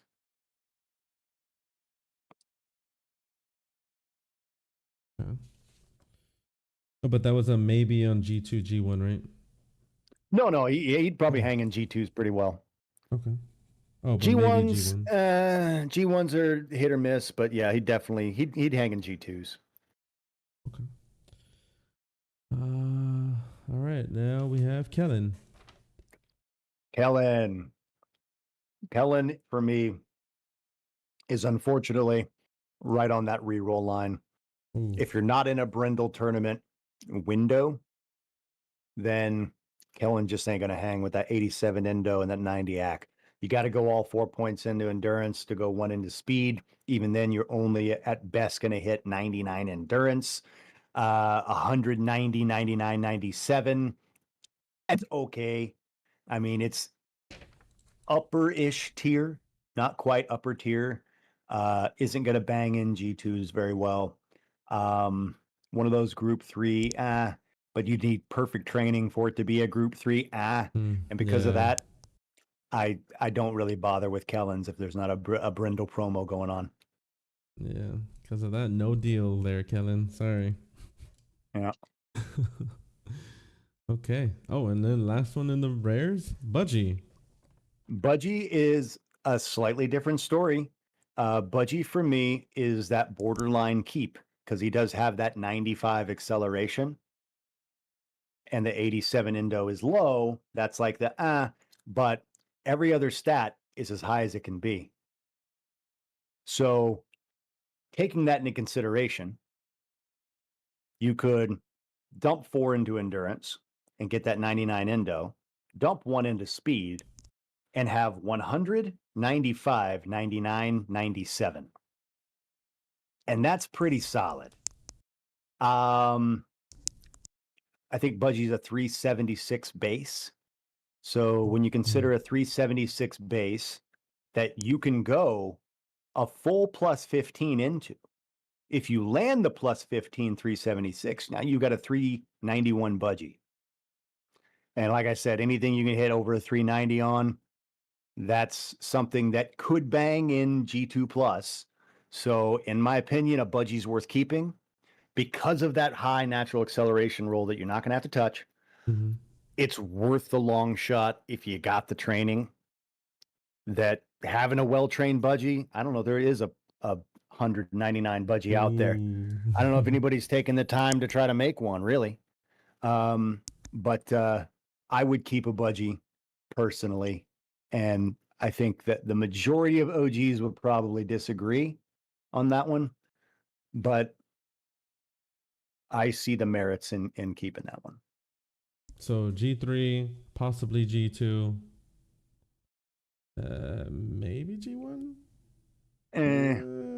Probably pushing not. it, right? Okay, so G2 maybe. Yeah. Okay. Maybe. Yeah, G2's, a maybe. Yeah. But winning a G1, Rick, probably not going to happen. Okay. And then you said G3, and that's G3 in general, or that's all just XP that we're talking about here? Yeah, you could probably hang in just about any G3, I'd say. Okay. What else? There was something else I was gonna say. Oh, when we're talking about these trainings on these kind of iffy ones, like you said, like Alpha, Finlay, and then Budgie. When you're talking about the training sessions, you're talking about it has to be a perfect 15 out of 15, right, or 14 out of 15 training. Right. Okay, and if not, then it's time to burn the dog. Pretty much. I mean, okay. Unless you get really close, like a 12 or a 13 out of 15, it might still have its day on those G3s. Yeah. But, to really have a competitive hound, you're going to want to go for those highest possible trainings. Okay. Oh. All right. Now we are on the very rares. And very rares are where Brindles in specific get a little weird. Okay. Every single breed has like the same consistency based on code, other than obviously Spotties, which their endurance is based on their code, right? But for the consistency on the VR Brindles versus all the other Brindles, they have 95 consistency instead of 97. I don't know why what the VRs and the ER Brindle went down to 95 consistency, other than maybe they would have just been too strong if they had kept the full con. Because where do those two other points go? Well, I don't really know, because you do have some pretty low acceleration VRs, because like the lowest VRs are 88, and you've got that in the Brindle side.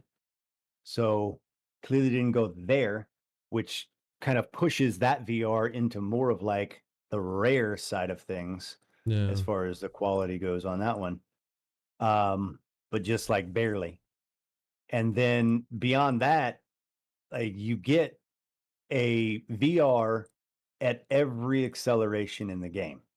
Mhm. So the really only differences in the Brindle VRs and the reason why there are so many Brindle VRs is because you get one VR Brindle with each of the acceleration eyes possible, Mhm. other than blue, which is the top tier that the extremely rare got. And if you remember when we were talking like family structure in the bloodlines back in the bloodline video, if you guys haven't watched that one, check it out. But when we kind of like laid out the family structure to where looking at the extremely rares and the VRs as siblings instead of the VRs as children of the ER, with the acceleration kind of splitting them into the three different categories. You know how you have like an ER and two VRs of each code of the OGs, and you get 95, 93, 88 acceleration variants of each of them of the coat. So like, for instance, in Fawn, you got the George at the top with the 96 consistency, right? 95 and or the 95 acceleration. And then just under George, you got a Mira. The only thing that changes between a Mira and George is the 2 acceleration drop in acceleration to 93. And then from a Mira down to Regis, the only thing you have there is the 4 acceleration drop down to 88. So the only thing difference between each of the 3 variants, the ER and the 2 VRs at the top of a coat line, are acceleration. That's the only difference. You're not going to find a VR with 95 acceleration. Yeah. That being said, Sparky is a crown example. The first of the VRs is a crowning example of a very fun, unique VR opportunity, because he presents the only VR with higher than 93 acceleration. Because of the newly introduced yellow eyes or green eye 94 acceleration feature of Brindles. So Sparky got those green eyes. So Sparky is technically on par with an Amira statistically, because he lost a point of consistency, right? And gained a point of acceleration. Amira was the previous highest VR at a 383, right? Yep. 12. Yep. Or 382, not 383, 382. Sparky matches that. Just, you said So instead of the they're 96. both 382s. Yeah. It So just, the 96 consistency slides over into 94 acceleration. Oh, okay. And then it's reversed with a Mira with 93 acceleration, right? Okay. And so with a Sparky, you're getting that little bit higher acceleration. What I like about 94 acceleration is just this. Many dogs, even through group 1 racing, have 93 or below acceleration. Like there's 95, there's a lot of 95 acceleration. So there will be a lot of hounds with acceleration above yours. But with a baseline of 94, you are now automatically higher acceleration than any 93 acceleration hound, including every VR in the game that does not train acceleration. So I now don't have to train acceleration to be better than every untrained 93 acceleration, but slightly worse than any 95. Yeah. That feature right there, coupled with the fact that if I did go acceleration on a Sparky and trained him one time, I could hit 97 with one training, which means I could go for the hundo if I so choose. I could go for 100 speed, dump 2 stat points into acceleration and 2 stat points into endurance, and trip hundo 95. That's Sparky. You know, you could start with a 93, but if you start with a 93, you have to 223, right? Because you got to get 7. Yeah. Or 133. Like it's a little bit more restrictive than just, hey, boom, I hit that 3. You know, you got one roll getting that 3. You could very easily triple hundo a Sparky into the acceleration side, but not into. I guess you could do it on either. You could triple hundo in either direction. When you say direction, oh, you're talking about like from speed. You could to triple act hundo to with endo? consistency or acceleration. Yeah. Oh, okay. Yeah, you could either go 100 acceleration or 100 consistency, because of the 94 is more than the 93. 93 requires at minimum 7 points. To make 7, you need a minimum of 3 training rolls. So any stat that requires 7 training points to make 100 needs 3 minimum rolls to get there. Because because Sparky, he has no stat under 94. There's not a single stat that requires more than 2 rolls to hit 100.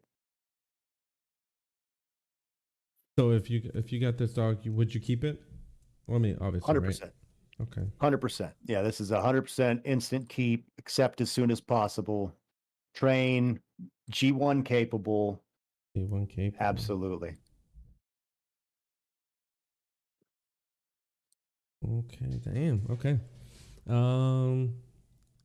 Oh, I have no idea how to pronounce that one. What is that? Icthys. So Icthys okay. is the second best VR Brindle. All 4 of these VR Brindles are keepers, in my opinion. They're trainers.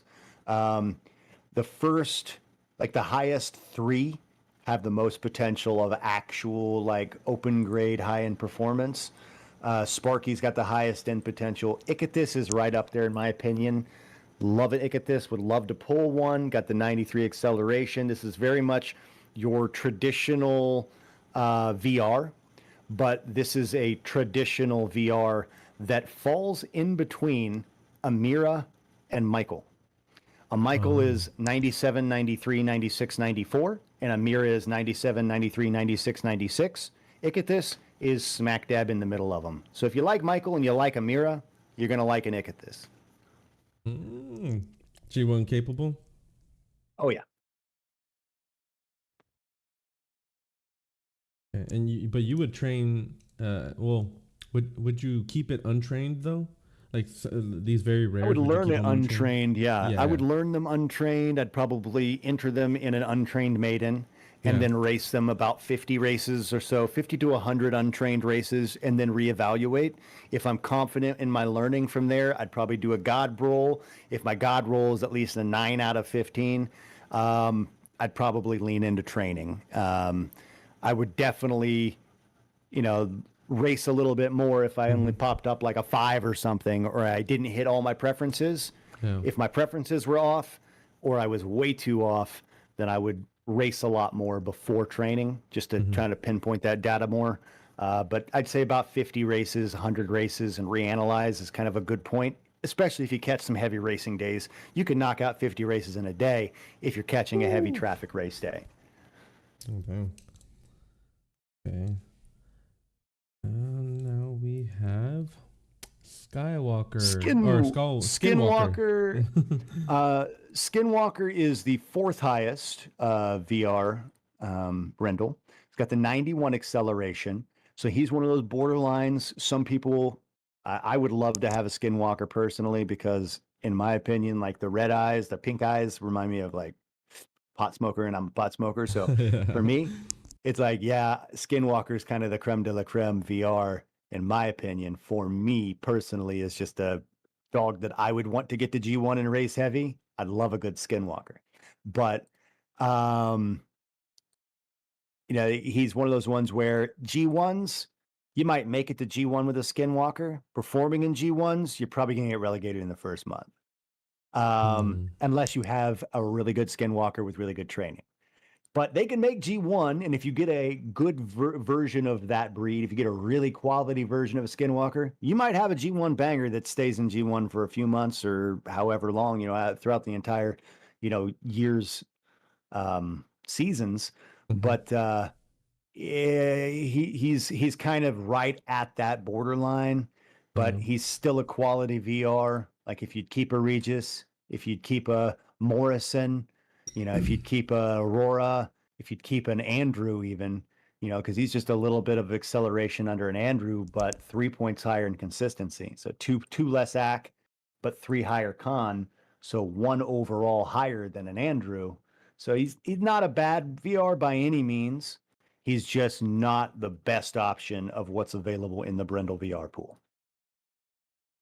Okay, but it would be G2 capable. G2 capable. You probably get him to G1, and you might even bang in G1. Awesome. There's a long shot that he could win a G1 Rick. Okay, next one, Slumpy. Slumpy, this is where it starts to get a little bit lower in the acceleration factor. We're down to a 90, which is lower than that mid-grade. So looking at racing this dog beyond Group 2, Group 1, you're going to want to invest at least 1 training point into acceleration. Mm-hmm. So this is one of those ones where dump 1 into speed, 1 into endo to get that 199. A lot of these you'd go for the hundo on. This is one where you'd want to keep those points to try to make up for that and hope for that hit on acceleration side. Go 1 speed, 1 endo, maybe dump 2 into acceleration to get it up to 96. And that'll leave you 1 more to pop over to consistency and maybe try to get that up a little bit so it runs consistently good. Because consistency is important for Brindles, even though they took some away from these VRs opposed to the other Brindles. Adding a little bit back at this end, I feel is important for some of these. And this is kind of that stage where I would recommend going 1 into speed, 2 into acceleration, 1 into endurance, and 1 into consistency to try to balance that out a little bit instead of trying to go for the hundo, endo, and sacrificing those 2 extra training points. That way you could have the 96 acceleration, which is 1 point over the 95 highest base untrained acceleration amount. So anybody that doesn't go into AC, you're going to have more acceleration then. And then you still have 99 endurance, which is going to be on par with at least half of the G1 racing pool, and 98 consistency, which is going to help run clean races more often and bring that Brindle coat back over that 97 mark. That's how I would train a Slumpy personally. Obviously, he's a keeper. Less potential at that G1 level, but still a long shot chance. So G3 more likely? Possible Yeah, he'll hang in G2s and G3s.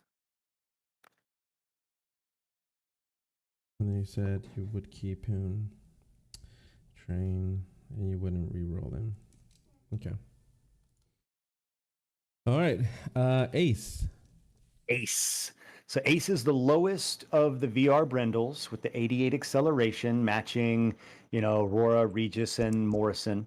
The only OG VR with higher stats than Ace is Regis because of the 96 consistency. When you go down to the Aurora on the blue-gray line, she drops down to 94 consistency and has that 88 acceleration as well. So still better than an Aurora statistically, better than a Morrison statistically. So not the worst VR, not a re-roller by any means, but like Morrisons and like Regis's and like Auroras, you don't see too many making it and hanging in the big races, G1s, things like that. You do see him in a lot of Send It Sundays. You'll see him racing in some good off preference races, and consistently they will race above average. They don't have like those major like shit the bed days, as long as you get them configured. So it's not a bad hound. Don't be disappointed when you pull the worst of the VR Brindles, because it's still better than 89% of the breed pool. It seems that those eyes in particular, the brown eyes, are for all these Brindles that we've been speaking lately. They were all, well, if I remember correctly, they were all bad. The brown eyes indicate 88 acceleration. So in commons, brown eyes are rough to have unless you have really high endurance. So like Alfred has 88 acceleration, but he makes up for that with a 96 endurance and 96 consistency. So you can sacrifice a little bit of acceleration down in the common pools and the rare pools, where you got to have some give and take in the stat lines in order to maintain being within those rarities. At the VR level, you really don't want to have 88 acceleration because it goes all the way up to 94 acceleration in the VR pool with Sparky, but 93 in the VR pool with, you know, the OGs, Andrew, Mike, and Amira. So 88 acceleration on a VR, it is a bit of a gut punch. So it's not always the happiest moment when you're like, yeah, VR with 88 acceleration, but it's still going to do better than a lot of, you know, trained commons or even rares on the track, especially if you get some good training and you discover that, hey, maybe you don't even need acceleration. Maybe your dog, you know, shits the bed on sprints anyway, even with the right rabbits. So fuck acceleration. I'm going to focus on other traits because that's where my hound is good at anyway, and I'm just going to amplify how good they are and make them that much better. So there's still plenty you could do with a low acceleration VR. Don't get discouraged. It's a keeper. Train it. It'll hang in G3s. It'll bang in G2s. You could probably still get it up to racing in those G1 trials every month. Will it make the trials and make G1? Probably not, but it could. Probably not. There's rares I'd put money on making G1s before an ace, but I'm sure aces have made G1s in the past. And then Send It Sundays, you said, right? Can you explain that real quick? What type of races are those? A brief description on that. Send It Sundays, and the reason why, like, analyzing and break down each of these race types is important is because every dog has a different race style. And what a Send It Sunday is it is a race across every distance in the game. So if you have a dog with high consistency that's taking less negative impact from running off preferences, including distance preferences, then you have a dog that will run well in more than just 3 of those distances of the race. You might have 2 natural funnel preferences on some of these brindles.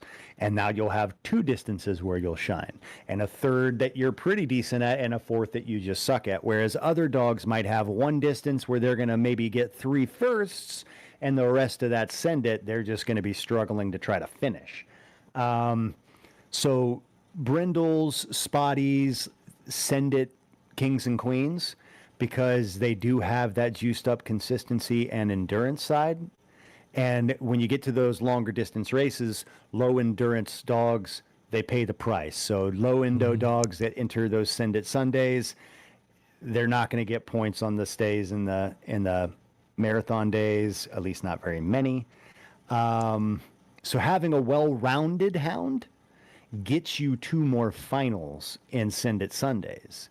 It's less about trying to win the Send It Sunday final as much as it is getting there, because there's usually a lot of hounds. There's a guarantee and then a over guarantee amount on the Send It Sundays. But there's usually quite a few hounds that get entered. So bulk entering hounds, but diversifying hounds that are both, like, some that are good at, you know, varied conditions and some that are good at just dominant speed is good to do, because if you happen to catch really good draws on your dominant speed hounds and they make a final, now you've got a contender to win the whole damn thing. But even if you don't make a final, you've got your solid, well-rounded hounds that are just solid tournament runners, good across multiple surfaces, good across multiple weather, good across multiple conditions, whatever. Slap those babies in there too, because they're going to be your consistent final makers. You make the finals, you get a payout. And if you can get a payout that covers your entry on all your hounds, then at least you're staying even. But diversifying in things like a Send It and having those hounds that are meant to just make a final, not necessarily win it. You may know that, hey, I've made 6 Send It finals and never won one with this dog, but getting 2 6th and an 8th and a 7th has netted me more than my entry fees, so I'm net profit on that dog. So it doesn't really matter that it doesn't win. It's just your break even. You know, that's your spending money maker, so to speak. You keep your race entries up with those hounds and win the big ones with those hounds that are lucky to make a final but strong enough to win it. Okay. Next one. Phoenix. Yeah, Phoenix. So Phoenix is the number 3 on the totem pole for the VR breeders. Got that 92 acceleration, just under the 93 midpoint acceleration you would see from those top end, but above the acceleration of the 88 low ends by 4 whole points, you know. So like the lowest end being like 88, obviously. But just being one step underneath that 93 ain't bad. This makes him a 380 overall and even grade with Michael. So similar to what we saw with Icthys being the even grade comparison of Amira with just consistency and acceleration swapped, Phoenix is that with Michael. Acceleration and consistency. 1 point less in AC, 1 point more in Con on Phoenix, whereas Mike has 1 point higher in AC and 1 point lower in Con. And then you would, obviously you would keep her.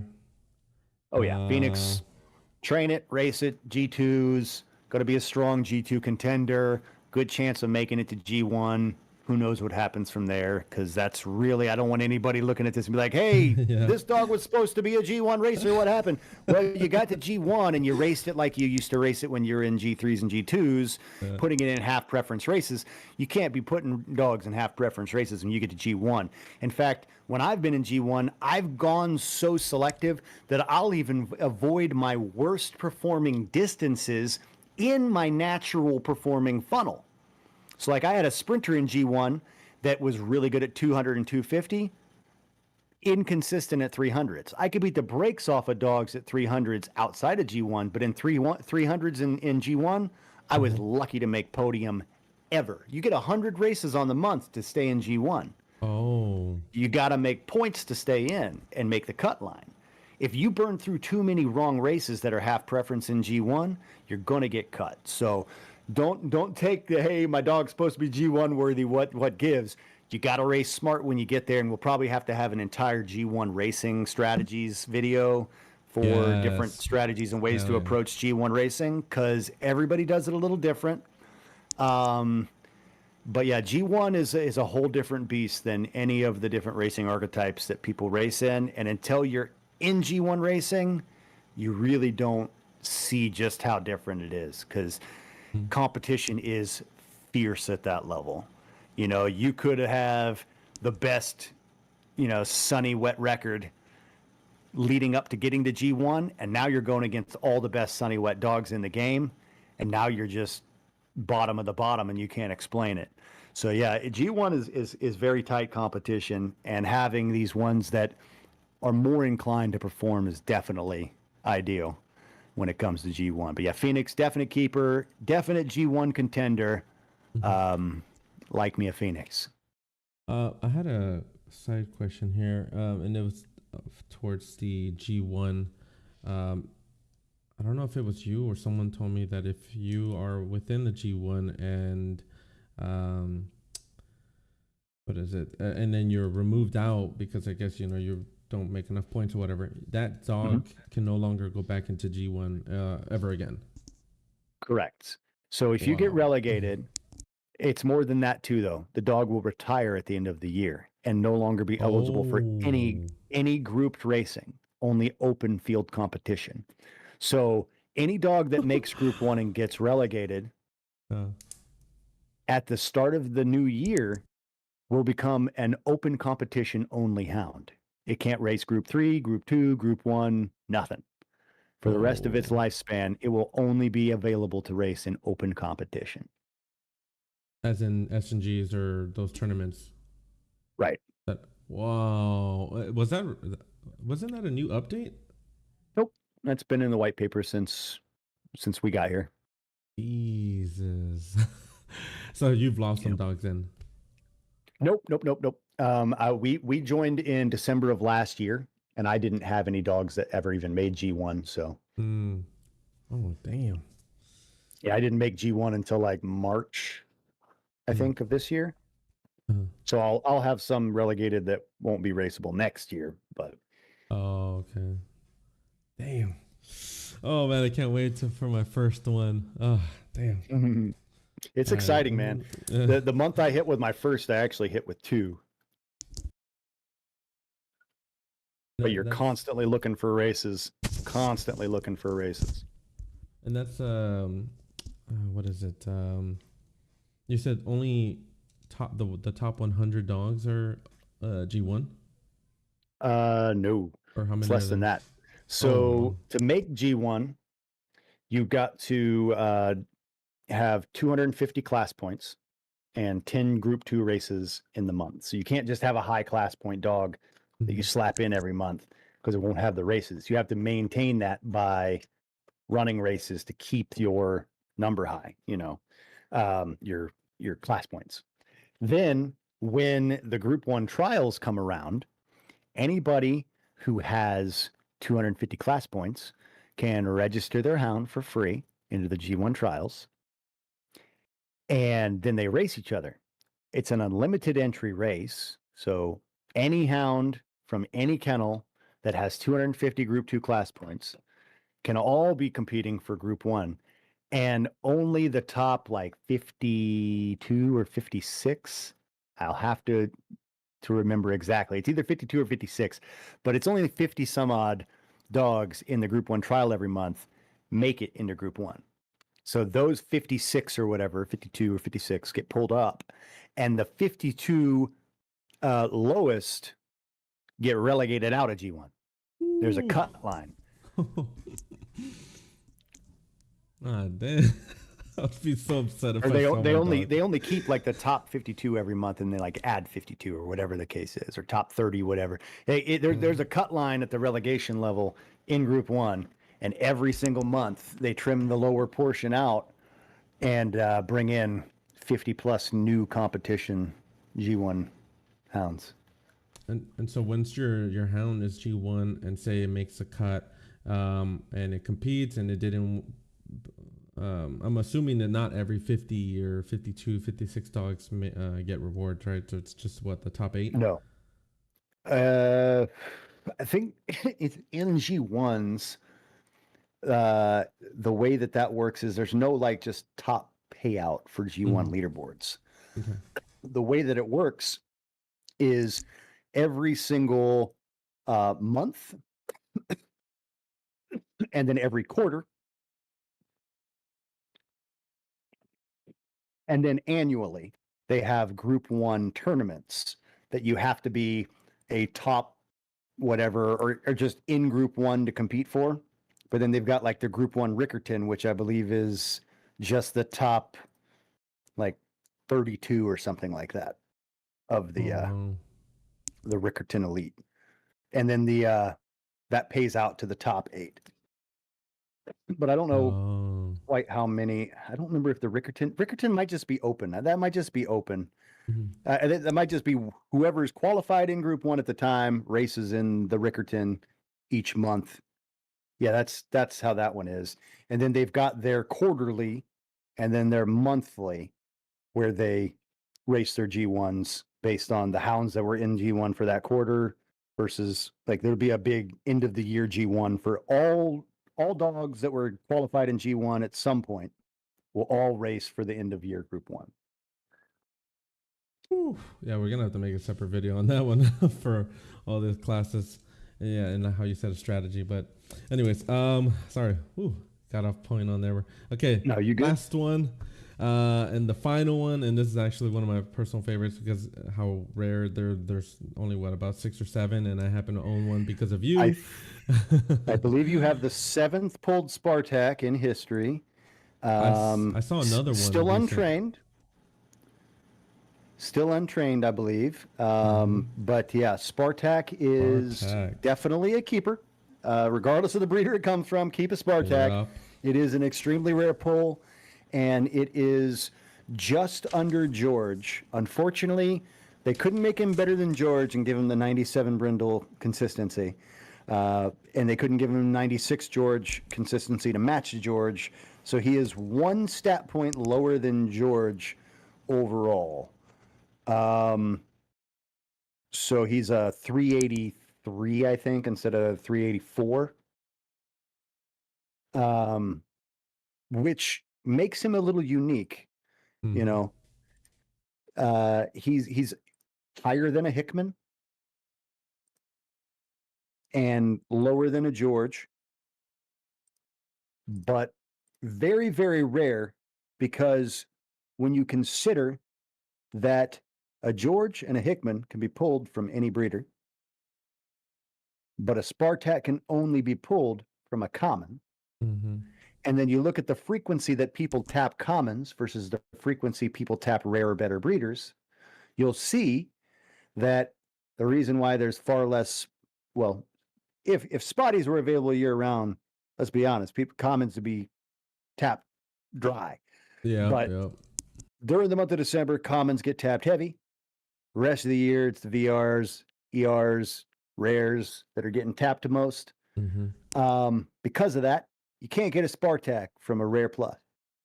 That's why Spartak's so rare. People that are pulling Spartaks are probably pulling them in December,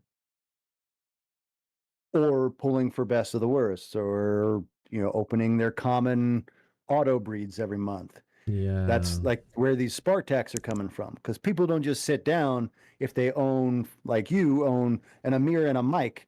You're not going to sit down when you own a Amir and a Mike and rip 10 packs from an Alfred every single time you go to breed. You're going to be pulling from some high-end pulls, you know. And that's the case with a lot of larger kennels and a lot of the biggest spenders who could pull for these ERs that aren't just pulling on that lucky grab, but pulling large quantities to hunt for these ERs. They're not ripping large quantities from commons. They're ripping large quantities from VR, ER breeders. That's why we see far less Spartaks and Rockettes. You know, Rockettes, we'll probably see a couple more. There's only been, I think, 2 Rockettes ever pulled. Last December, and I think Bomb Squad. I think Bomb Squad owns them both. So I think they're the only 2 Rockettes that I've ever seen any existence of. And they were both pulled last December. We had that one-day spotty pull event. People did get a little nutty, and there was some high volume sales on the spotties. But maybe it was, I don't remember if it was a day or a week. Was it a week we got spotties? I think it was just a day. Either way, whatever it was a lot of volume. There was hundreds and hundreds and hundreds and hundreds of packs ripped for spotties, and there was a big influx of spotties brought into the ecosystem, including several VRs of each of the VRs, but not another Rockette. So of all those common rips that everybody did, nobody pulled another Rockette yet. So that's going to be like the grail hunt come December, is who's going to get the next Rockette, because Rockette is the only racer with higher stats than a George. Whoa, really? Oh, damn. Or equal, rather. So not higher necessarily, equal stats. Like she's the only one, but she's higher than a George. Sorry. Yeah, she is higher than a George because of her endurance, though. Because she's got she's a 385. She cannot hit 400, though, unfortunately. I know that there's like some tools out there that say that maximum overall is 400 on Rockette. Like I think on like MJ Informatics, he's got some great muzzle run resources. But if you use them, do your due diligence to ensure 100% accuracy, because he's very data driven and he's done a really good job of extrapolating a lot of data, but there's some anomalous data, like just not taking account that you can't add 15 points to a Rockette like you can other hounds. Like other hounds can get plus 15 out of a training session. You can't do plus 15 with a Rockette because of the way her stats lie. You can only put 1 training point into speed, 1 training point into endurance. You can put 2 training points into acceleration and 2 into consistency, right? But with those configurations of acceleration and consistency, there's no configuration of 3 plus 3 equaling 6 to hit those numbers. Damn. So what you have to do is pick one or the other. and go for the trip hundo, or balance them out at 98.99. Or no, actually, you can hit one. Never mind. I take that back. You have to decide which one to hit 100 in, basically. And the other one will be your remaining points. So you got to decide if you want to try to make a 399, which is the highest possible any hound can get to, is a 399. Or a 398. You have to decide if you want to go 100 consistency, making it a 398, or 100 acceleration, making it a 399. Because if you go one speed, one endo, 2 into acceleration, you'd go a 2 and then a 3, right? To make 100. So now you got 100, 100, 100. You got one training point left over. Use that on consistency. Most you can get is now 99. Because you had to put 2 into AC. If you go the inverse and you want 100 consistency, you got to go 3 into speed, 3 into endo, 100, 100. Now you got to get a 1 in consistency, sacrificing 2 of your 15 training points, making 13 out of 15 the highest. So the most a Rockette can train is a 14 out of 15. So the highest she could be is a 399. That being said, if I had a Rockette, I would go for the 399 because she is unique in being able to hit that, I believe. Because George, you have to use 2 training credits to get the hundo endo. So if you go 100 speed, 100 endo, it only allows you 2 training credits left to pick acceleration or consistency, or just put 1 in each. You could go 198, 199, or you could go 195, 100, 100, or you could go 100, 100, 196. But 396 in that situation and that scenario, 396, I believe, is your highest possible combination. Let me calculate. That's 9 minus 1. So if you put 1 into speed, 2 points into acceleration, and then 1 into each endurance and consistency, you would have 100, 100, 99, 99, and have a 398 overall, right? Am I mathing right? Yeah. So that would be your highest potential stat configuration on a George would be 398. Because the highest would be of stat distribution. But most people would want to go for the 100 endurance on a George, so you won't see many Georges over a 396, because that becomes the maximum potential George when you put those 2 skill points into endurance and then like 2 into acceleration. So you'd have a hundo 96. Or you could go for the highest overall George of a 398 by going 100, 100, 99, 99. And then what would you do with this then? What would you do with Spartak then? So with Spartak, you are going to want to have that endurance. And I probably would train his speed and endurance and then decide later on acceleration or consistency, or 1 into each. Because you could go 198, 198, or you could shoot for a 395 overall trip hundo. Either option would be strong. So you could go 100 speed, 100 endurance, and choose either acceleration or consistency to go 100 into. Or you could try to go for the plus 14.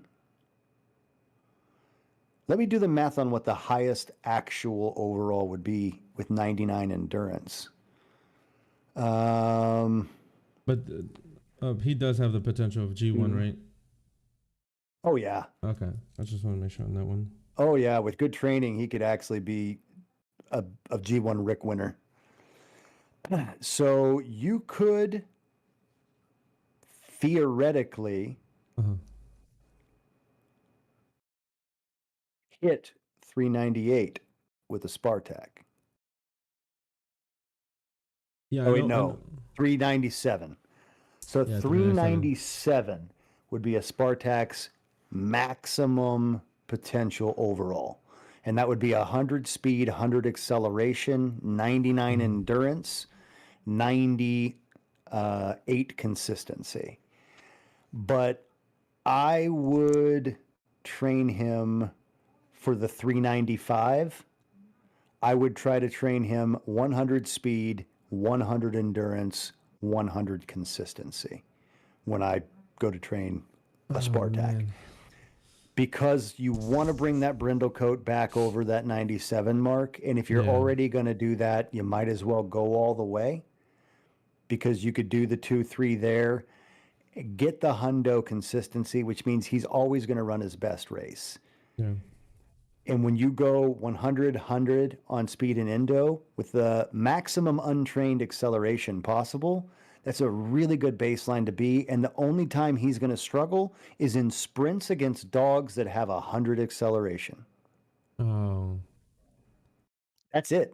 Yeah. So if you get him to G1 and he's a stayer, fuck, you're set, bro. Yeah. I'm dreading the day that I have to train him. I know. There was another person. It's scary. What's his name? Oh man, I forgot. You're dreading the day. I'm the one with the zab. Oh yeah, no. I know. I'm gonna have to be the one gutted making all the clicks. I'm Yeah. sorry, bro. I know. Don't hate me. I'm gonna keep it even if the training is bad. But there was another guy. I forgot who it was, but they minted a Spartak recently, and they named it Konnichiwa. Huh. Yeah, that was the most recent Spartak that I've seen. But yeah, I started accumulating common auto. You should be able to breeders now. see them on the marketplace. I don't know. We'll probably do a marketplace video too, Yeah, just yeah. for like filter optimizations, how to hunt for deals. Yeah. We'll do a whole series on that. But you can actually go to the marketplace and just set your filters Yeah, and actually, just let go me do to that now. Bloodline and select Spartak, and it'll show you. Oh, bloodlines, right? It'll show you even, go to Bloodlines and then Spartak and then hit search, and it'll show you the current Spartak racers, even unlisted. See, there's Konnichiwa, Fatal Spartak. So 1, 2, 3, 4, 5, 6, 7. There's 8 current Spartaks. You had lucky number 7. Woo! Vladimir Lenin, baby. Oh, look how beautiful he looks. Oh man. Vladimir Lenin. Where's oh yeah, there you go. This one right here. Yeah. This was the most recent, because I think the last time you and I checked on Spartak, there was only 5, I think, right?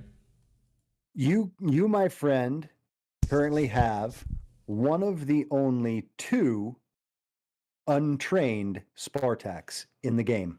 The only other Spartak is the other Spartak that I pulled, that Ross owns, that he won as a bonus. The 8 rug Spartak from Steven, he still owns, and it's untrained, unnamed still. This one right here, right? Oh yeah, I was thinking about buying it. Oh man. Yep. That's that right. was the That's one right. pulled just before Vladimir Lenin. That was the last one pulled before Vladimir Lenin. Oh shit, man. So that was the 6th one pulled. Vladimir Lenin was the 7th one pulled. And then Konnichiwa was the 8th Spartak in the game. I forgot who it was that owned it. From But Kevin. Yeah. But we can look it up. I can pull him up right here. He got... I thought it was Bomb Squad, but I think I could be wrong. Oh no, it's what's his name? It is Bonsai. Yeah, there you go, Bonsai. Well, oh my god, I couldn't. And he's say his only name. put 1 training point into it. He only trained his speed 1 time and hit 100 speed and stopped training it. Oh, I bet he was Yeah, I'm not gonna say it, but like crap in his pants, basically. Oh yeah, because you could rug an Lucky. ER. Here's the Oh thing: yeah. if you roll nothing but threes, if Mm-hmm. you roll 4 threes, you've now rugged your ER. Oh really? Oh yeah, Oh, that's right. because look at it. Look at the Mm, base stats: 97, 95, 96, 95. 3, 3, yeah. 3, 3. 3 equals 100, 98, which you can't roll anymore. 99, which you can't roll anymore. 98, Oh, which you can't roll anymore. So if you get the magical all threes, whee, you're a plus 12 ER. wow, yeah, that's great. Damn, man. I don't know. Shoot. Okay. Well, I guess I think that's it. I mean, is there any other information that you want to say about the Yeah, brief Brindles? PSA. Don't hate Brindles, people. I know a lot of you had bad experiences with Brindles over the year, but listen, there's a place for every dog. Stretch and lean into racing them in places you're normally not racing right now, and don't race them the way you're racing your normal racers. Find where they shine, and that's going to be in distance racing. Mm-hmm. Find where they shine and lean into racing them there. And I think you'll be pleasantly surprised with Brindles actually having a relevant place in the racing ecosystem. It's just going to take more people kind of diving into that realm and Mm-hmm. proving people wrong. And it happens all the time. You just got to be the one to do it. Yeah, I've been, like I said, I've been accumulating more of those common auto breeders just to get more Brindles and hopefully another Spartak. But I might have to cave in and get buy Ross's other Spartak. I mean, I don't think he's really had any serious offers on it. I think He's looking maybe for 200 300. Matic is probably about the highest offer he's gotten on it. Yeah, he wants 300 at least. So I'm like, damn, all right. Yeah, uh, I probably could have got 200 to 250 yeah. for the unnamed one I pulled, but it's from a Lancelot, and you're my boy, so you're doing more racing than I am, and I knew it's going to go to a good home. So that was like my dream pull was a Spartak, and I pulled one Yeah. for Ross from my dream breeder. Like Steven is one of those breeders that I really like for Brindles. Mm-hmm. Or I like him more for Spotties, but he's not bad, and he has that 96 endurance, which is good for that speed amplification on the Brindle side. If you buy into stat swapping to make stat matching bonuses, Mm-hmm. then like Steven is a good pairing for amplifying the speed of a Spartak because he's the highest end endurance that a common can be of 96 endurance on the Steven. So that would Yeah. then correlate. His only problem is he's not going to shine on the endurance side, um, but he'll do well on the track. He's going to be a very well balanced Spartak for making G1s. Just gonna have to Breeding hope. Spartak the traditional way makes for those distance like really solid like send it styles Yeah. brindles, but breeding more like the stat swapping method Mm-hmm. gives you a different type of breeder. Like these Kevins are solid pulls because they got the 96 endo on them, but they're 87 speeders. Mm-hmm. So that you're taking a hit on the endurance side, but you're getting a nice boost to the speed side. Yeah. That's why I recommend going to an Alfred for brindle pulling specifically. And there's not been a single, well, there has been one single Alfred bred Spartak, and it got rugged training. Oh man, that sounds horrible. It hit the Uh, 100 speed, and then it hit um, either a 1-1 on mhm. endurance, and then a 2 into consistency, and a 2 into acceleration. But yeah, two twos and 2 1s were the rest of that training session. So we rolled a 3, 2 2s, and 2 1s. So from an auto breeder, you would recommend an Alfred Alberta, right? For auto breeder. like for me Oh to yeah, try to Alfred. hunt for? If you want like some high-end auto breeders, especially for spotties, brindles, and just quality month to month, Yeah. Alfred, Alberta, Cass, Holly. Yes. Those are probably your big four that I would recommend. Leopold is a good one.